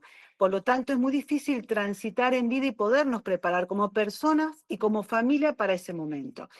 Entonces, y teniendo en cuenta el uso de la directiva médica, por ejemplo, en el hospital italiano, como decía usted, Mario, ¿qué pasaría? Y la pregunta concreta es, y que es un tema de mi tesis, donde mi director es Gabriel Juan, y es, ¿qué pasaría si una difusión, una publicidad, políticas públicas de publicidad masiva de esta herramienta, de este instrumento, y un registro único nacional de directivas médicas anticipadas, podría aportar y mejorar el uso de este instrumento? Primero, no lo sé. Segundo, estoy convencido que parte del fracaso es porque no hemos empoderado a las personas. Las personas vienen y dicen, haceme el Papa Nicolau, pero mirá que no te toca todavía, no, pero hacémelo igual, pues yo quiero hacérmelo. O haceme una ecografía, o haceme los análisis que no sirven para nada, para nada. O haceme la otra ecografía. Eso es empoderamiento, es cuando uno logra que un producto médico sea Coca-Cola, y ya lo piden, o recetame tal crema, no la otra. Eso me parece que es cuando, de alguna manera, el marketing, la estrategia en medicina funciona bien, es de eso. Por supuesto que existen excesos. Pero yo creo que si empoderamos a las personas para que pidan, para que elaboren, para que se ayuden, estoy de acuerdo. Perfectamente, si hubiera una campaña, sin ninguna duda, si hubiera una campaña nacional, si hubiera más, digamos, más conciencia de esto, las cosas podrían ser, sí.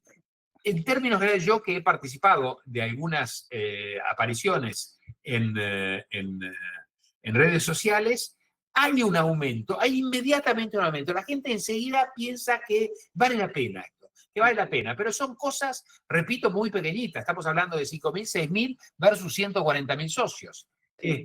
No es nada fácil. Por supuesto, en los jóvenes, además, no existe esto. No existe porque son eternos los jóvenes. Por lo cual, yo creo que hay que seguir trabajando. Me parece bien tu estrategia o tu hipótesis, me parece muy bien. Y la otra cosa, y termino, digamos, es no hay antagonismo entre fin de vida o ayudar a morir y cuidados paliativos. Cuidados paliativos me parece que es una actitud ética que tenemos que tener permanentemente.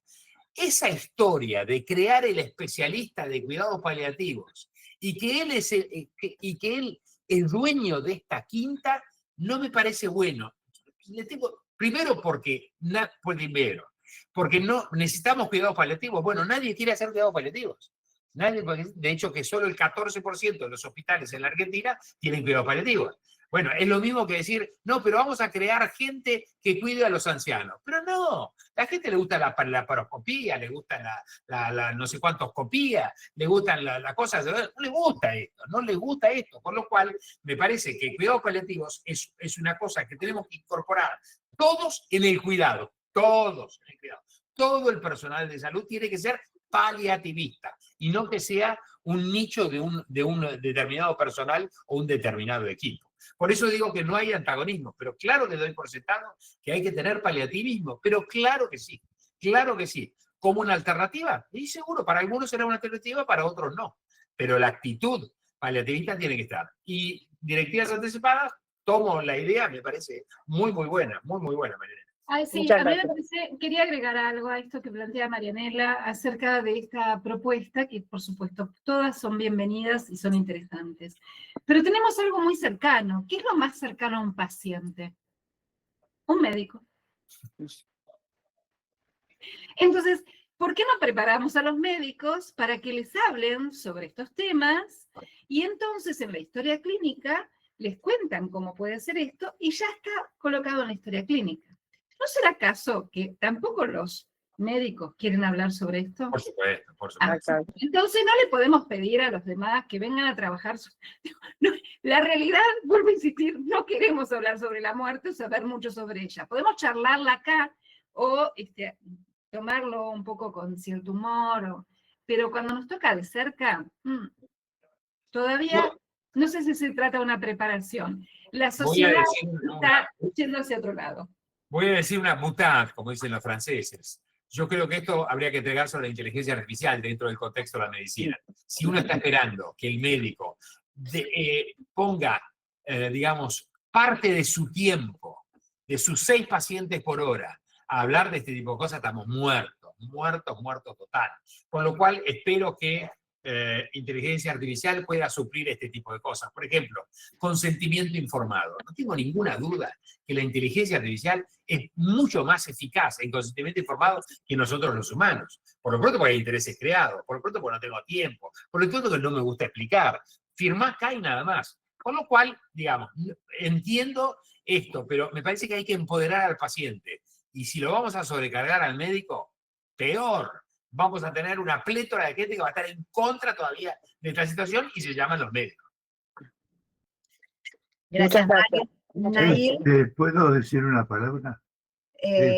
Doctor, si me Perdón. permite, le dejamos que haga su Discúlpeme. reflexión a ir y Sí, después le doy la palabra a usted. Muchas gracias. Bueno, buenas tardes. Gracias a los dos. Espectacular. Realmente espectacular la charla. Y iba a decir algo de cuidados paliativos, pero voy a saltar directamente a una reflexión.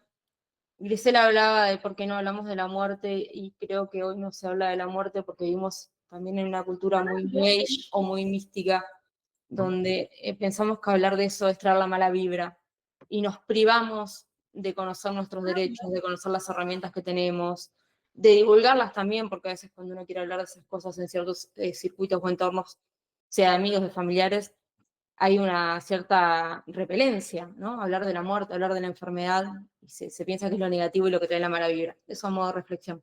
Y después a modo de pregunta para los dos, es, el doctor Sebastiani hablaba de la futilidad. Entonces yo me pregunto, ¿por qué si entendemos que se puede retirar el soporte vital ante la futilidad, no podemos aceptar ayudar a morir a alguien que ante una enfermedad crónica no tiene ninguna posibilidad de ser reversible? Como es el caso de la esclerosis lateral, el ELA, ¿no? ¿Por qué podemos aceptar una cosa y no podemos aceptar la otra? Un poco de pregunta retórica filosófica, ¿no? Grisel. Gracias. A ver, replanteame las preguntas, Nair, porque se me escapó. A ver si te ayudo, Grisel. A ver Vale, si- ayúdame. Dale, No habría que confundir. yo me dejo ayudar. No creo que habría que confundir ayuda a morir con, ¿cómo se llama? Con suspender el sostén vital. Ah, no, claro. Primero, suspender el sostén vital es una cosa absolutamente legal, es una cosa absolutamente ética y es absolutamente necesaria, porque si no estamos gastando recursos, prolongando una vida biológica y nada más. Con lo cual yo diría, no te estoy diciendo que estás confundida, no hay ni nada por el estilo, pero quiero decir, una cosa es una cosa y otra cosa es otra cosa. Digamos, la suspensión del sostén vital ya está legal, la orden de no reanimación ya es legal, las directivas anticipadas ya son legales, ¿verdad? Ahora, ayudar a morir a una persona es otra cosa que tenemos que armarle una legislación, una despenalización para que pueda funcionar. Pero yo trataría de no, digamos, linkear una cosa con la otra. Estamos siempre dentro del mismo terreno, pero son cosas distintas. Igual mi pregunta no iba desde lo legal, va más desde lo filosófico. ¿Por qué las personas, o desde la medicina o desde lo legal, si se quiere, se acepta una cosa y no la otra, si en las dos es hablar de calidad de vida? ¿No? Porque obviamente estar conectado a un soporte vital, puse ese ejemplo, podría ser también la sedación final, ¿no? Pero ¿por qué no podemos aceptar una y si la otra? Hablando, por ejemplo, del caso que planteó usted de Moreno, que el otro día no pude terminar de leer la nota personalmente, y lo cruda y dura que era la situación de esa mujer. Es desesperante, ¿no? Y cada vez con más casos, porque cada vez pareciera que hay más casos de este tipo de enfermedades donde la persona queda totalmente inhabilitada en todo su ser de alguna manera. Pero consciente, el caso más grave, cuando hablo de esto, yo siempre digo, ¿estamos lejos de tener una ley de eutanasia o de suicidio asistido? No, no estamos lejos, porque ya tenemos esto, que todo esto es legal. Bueno, podríamos tener esto. Si los legisladores se ponen de acuerdo, podríamos tener también esta estrategia. Lejos no estamos, pero lo que hay que hacer es que tienen que reunirse. Tienen 5 proyectos escritos, no lo mencionan, están todo el día en la televisión. Miguel Ángel Pichetto está todo el día en la televisión. No habla de su proyecto, que es muy bueno, muy sencillito. Tiene un moñito y es igual a los otros. Cada uno le puso una florcita distinta al proyecto. No hablan. Pero vos, digo, y yo, perdón, si el 70% de nosotros estamos de acuerdo con una muerte asistida, ¿cómo puede ser que esté pensando que esto le puede quitar votos? No le puede quitar votos nada. La gente está, digamos, convencida que esto es una cosa que podría ser perfectamente un avance. ¿Cuál es el motivo por el cual no hablan? La verdad que no tengo ni idea. No tengo ni idea. He vivido con ellos, son educados, son de partidos contrarios, pero hemos estado en la misma mesa con ellos y la verdad que la hemos pasado bárbaro. Después hubo un momento donde ¡pam!, desapareció el tema. Gracias, Mario. Rosana, tu palabra y después le damos la palabra al doctor Martí, que quería decir también otra reflexión. Rosana, te escuchamos. Bueno, muchas gracias, buenas tardes. Bueno, ya tenía otras cosas para decir, pero ya que introdujeron el tema del consentimiento informado y esto de de ayudar a morir y los cuidados paliativos, algo fui escribiendo en el chat, disculpen que me tomé el atrevimiento, pero me parecía que podía aclarar algún error de concepto, ¿no? Y yo creo que la diferencia entre esto de permitir o aceptar un poquito más el retiro de tratamiento y no la eutanasia tiene que ver con que la intención en la eutanasia es justamente provocar la muerte, y en el retiro del tratamiento no. Aprovecho a responderle a alguien que dijo, bueno. sí, eso creo que es un error conceptual que circula mucho entre los profesionales. Eso por un lado. Por otro lado, como Mario habló del consentimiento informado, yo me preguntaba en ese momento, si nos dieran frente a una práctica médica el consentimiento para que firmemos, como nos suelen dar, pero después no nos piden, no nos obligan a que lo entreguemos. ¿Lo entregaríamos? ¿Lo firmaríamos? No, de hecho, no lo leemos, firmamos, la mayoría de la gente me parece que no se toma el tiempo de leer. Entonces, no digo que esto sea la solución, lo que voy a decir, porque yo creo que tiene que ver con varias cuestiones, y bueno, y algo que no dije que coincido con todo lo que dijeron, incluso con lo que dijo, con la observación de Manuel también. Digo, una de, si queremos ponerle el cascabel al gato, como dijo Griselda, tal vez una de las estrategias es, bueno, trabajar seriamente el tema de las directivas anticipadas para que no sea un formulario más. Y quiero compartir una experiencia, no porque, ver, es mi humilde experiencia, pero fue muy gratificante. No soy nadie delante de ustedes que están en instituciones relevantes y dando charlas a profesionales, pero sí quiero compartir la experiencia. El año pasado presenté un proyecto en la Fundación Navarro Viola y dimos una charla, digo dimos porque también recurrí al arte, Griselda, y motivada por vos, porque ya estuve en otra charla de Bioticar donde hiciste todo un recorrido del tema de la muerte a través de la historia del arte. Y yo me suelo repetir a veces.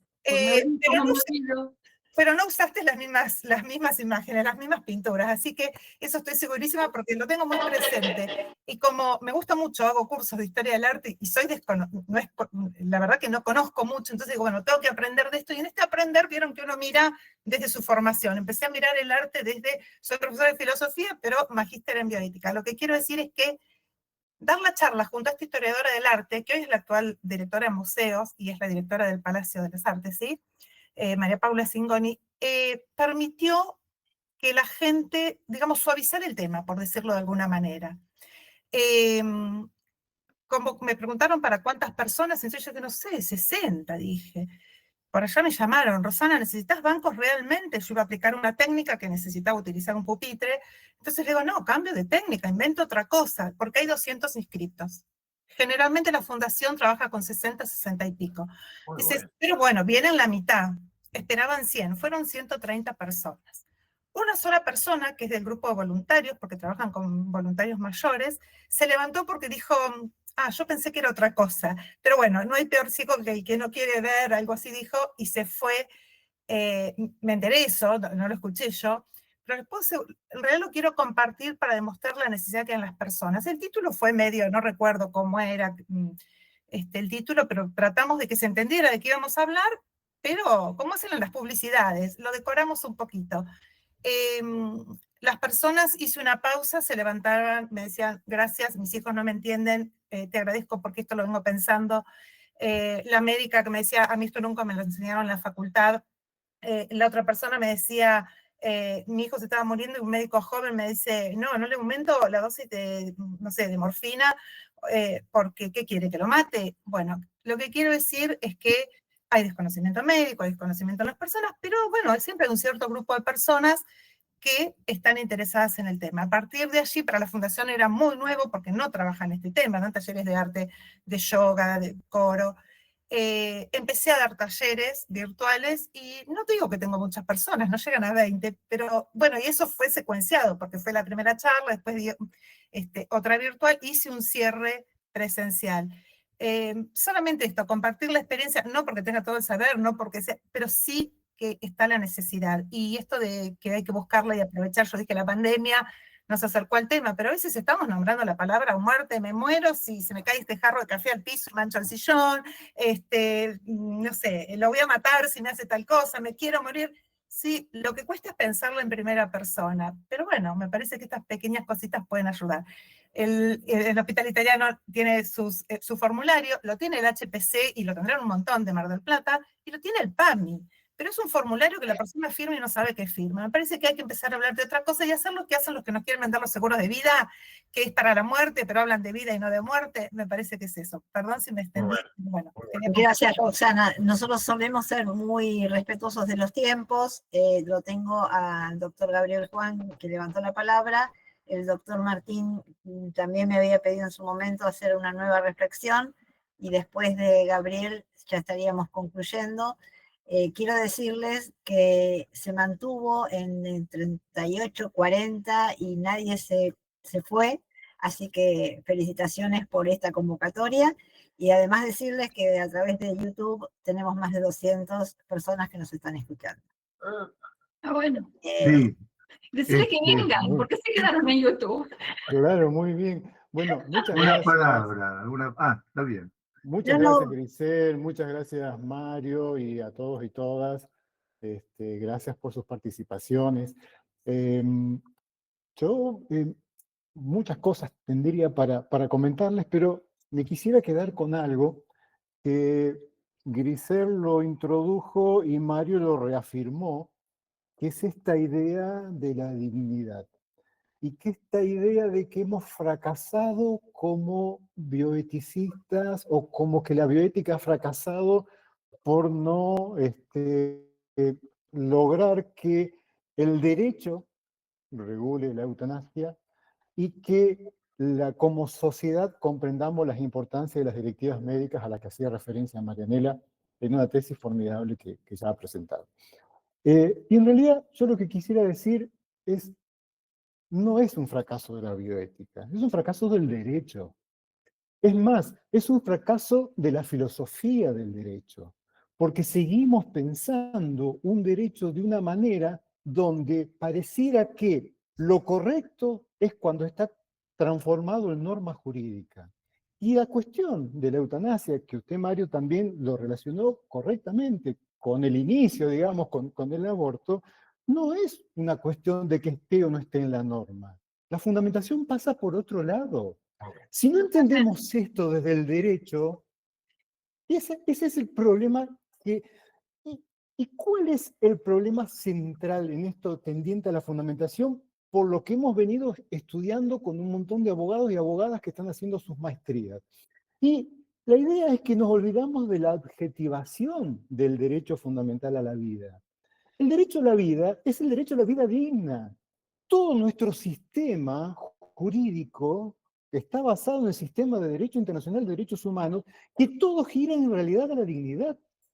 Cuando nos olvidamos de que este es el motor y que lo que estamos protegiendo es la vida digna, y que nadie más que el sufriente, y cuando sabe que ya no hay marcha atrás, y dice, bueno, hasta acá llegué, San Pedro, dice, bueno, no quiero esto ya no es digno. ¿Quiénes somos nosotros para prohibírselo? ¿O quiénes somos nosotros para imponerle una pena de prisión al médico que está ayudando a que esa persona reafirme su dignidad? Bueno, simplemente quería decir esto, no es un fracaso de bioética, en esto yo me voy a diferenciar, es un fracaso del derecho. Así que bueno. Ya quiero escucharte el jueves próximo, David. Ya quiero el jueves próximo. Muy bueno. Gracias. ¿Puedo decir una palabra? Y está Beatriz también, que levantó la mano. Dígame. Bueno, yo propongo, para los sanitaristas, el mejor paciente es el paciente muerto. ¿Por qué es esto? Porque se visualiza todo desde un punto de vista económico, como están casi todas nuestras conductas diagnósticas y terapéuticas en este momento, que a partir de tal edad sí, a partir de tal edad no, etcétera, etcétera. Siempre he pensado que las leyes de la eutanasia están vinculadas en alguna forma también con la parte económica, y que en muchos lugares donde se emplea la eutanasia ya ha habido excesos. Por ejemplo, en Holanda, donde hay eutanasia ya para los chicos hasta de 5 años. Es decir, hay cosas muy difíciles de entender. Yo pienso que la alternativa es para el médico que ejerce. Para el médico que ejerce siempre va a ser un problema determinar la muerte de una persona. Esta es alternativa contra la obstinación terapéutica y contra la eutanasia, las dos cosas, porque hay una otra posibilidad que es el cuidado paliativo o todas las otras leyes que existen que están de acuerdo, digamos, con la conducta, con la ética del médico en su ejercicio de todos los días.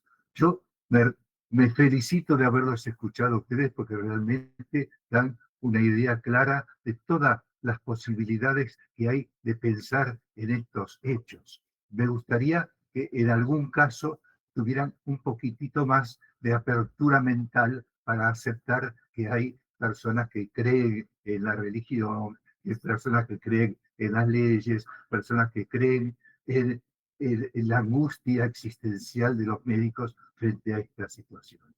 Muchísimas gracias, muchas felicitaciones por esta muy buena visión sobre temas tan difíciles como estos, y yo estoy dispuesto también a seguir escuchándolos y sin duda alguna, a aprender mucho de ustedes.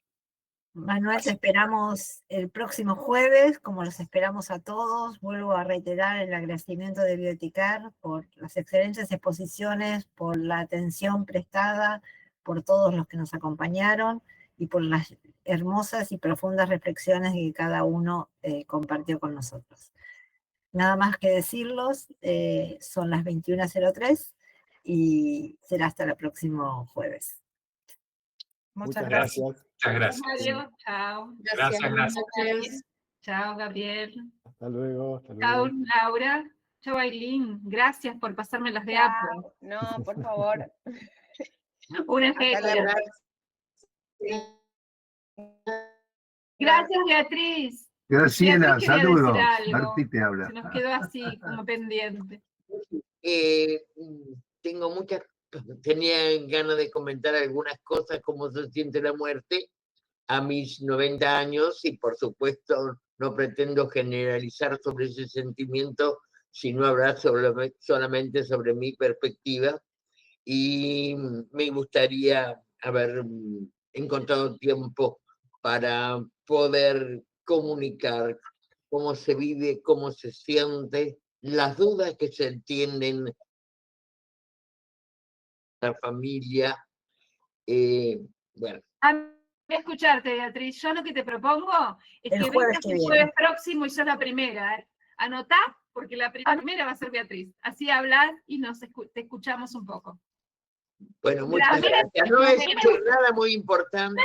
No importa. No estamos diciendo nada importante. Estamos diciendo cosas que nos importan. Con salud, con miedos, con momentos felices y con momentos tristes. Gracias, Beatriz. Gracias por todo. Gracias. ¿Qué tal, Vladimir? ¿Cómo estás? Hola, un gusto volvernos a ver. Por cierto, Sí, aquí están algunos de mis estudiantes de pregrado, están estudiando la licenciatura de médico general, están llevando bioética conmigo. Y precisamente, pues es que para que se vea ese punto que tú reflejabas, Griselda, que hay un deber ser en la formación. Aquí, al menos en la escuela donde trabajo, estamos dando la formación general en cuidados paliativos, la formación general en bioética, algunas formaciones generales. Entonces, no sé si les quieras dedicar una palabra a mis muchachos para que se me motiven un Pero poquito. por supuesto, claro que sí, qué honor. Bueno, muchas gracias. Gracias, Vladimir, por difundir el Bioeticar y por difundir este tema, que por supuesto es muy interesante. Y me parece que la labor del médico tiene que ser honrada siempre. Y no tenemos que dejarla de caer. Sobre todo en manos de una IA. Así que vamos, fortalezcámonos y aprendamos de estas cuestiones que son muy importantes para el acercamiento, sobre todo a lo más humano, a los pacientes y a la parte justamente más humana de cada uno. Los esperamos el próximo jueves, a vos y a todos tus colegas, que esperamos verlos con una interesantísima propuesta desde el derecho y desde la antropología. Así que saludos a todos, son las 9:06, nosotros somos muy puntuales, así que les agradecemos que hayan estado y los esperamos la próxima. Chao Mariano, chao Camila. Chao, buenas noches por allá. Manuel. Chao, Beatriz.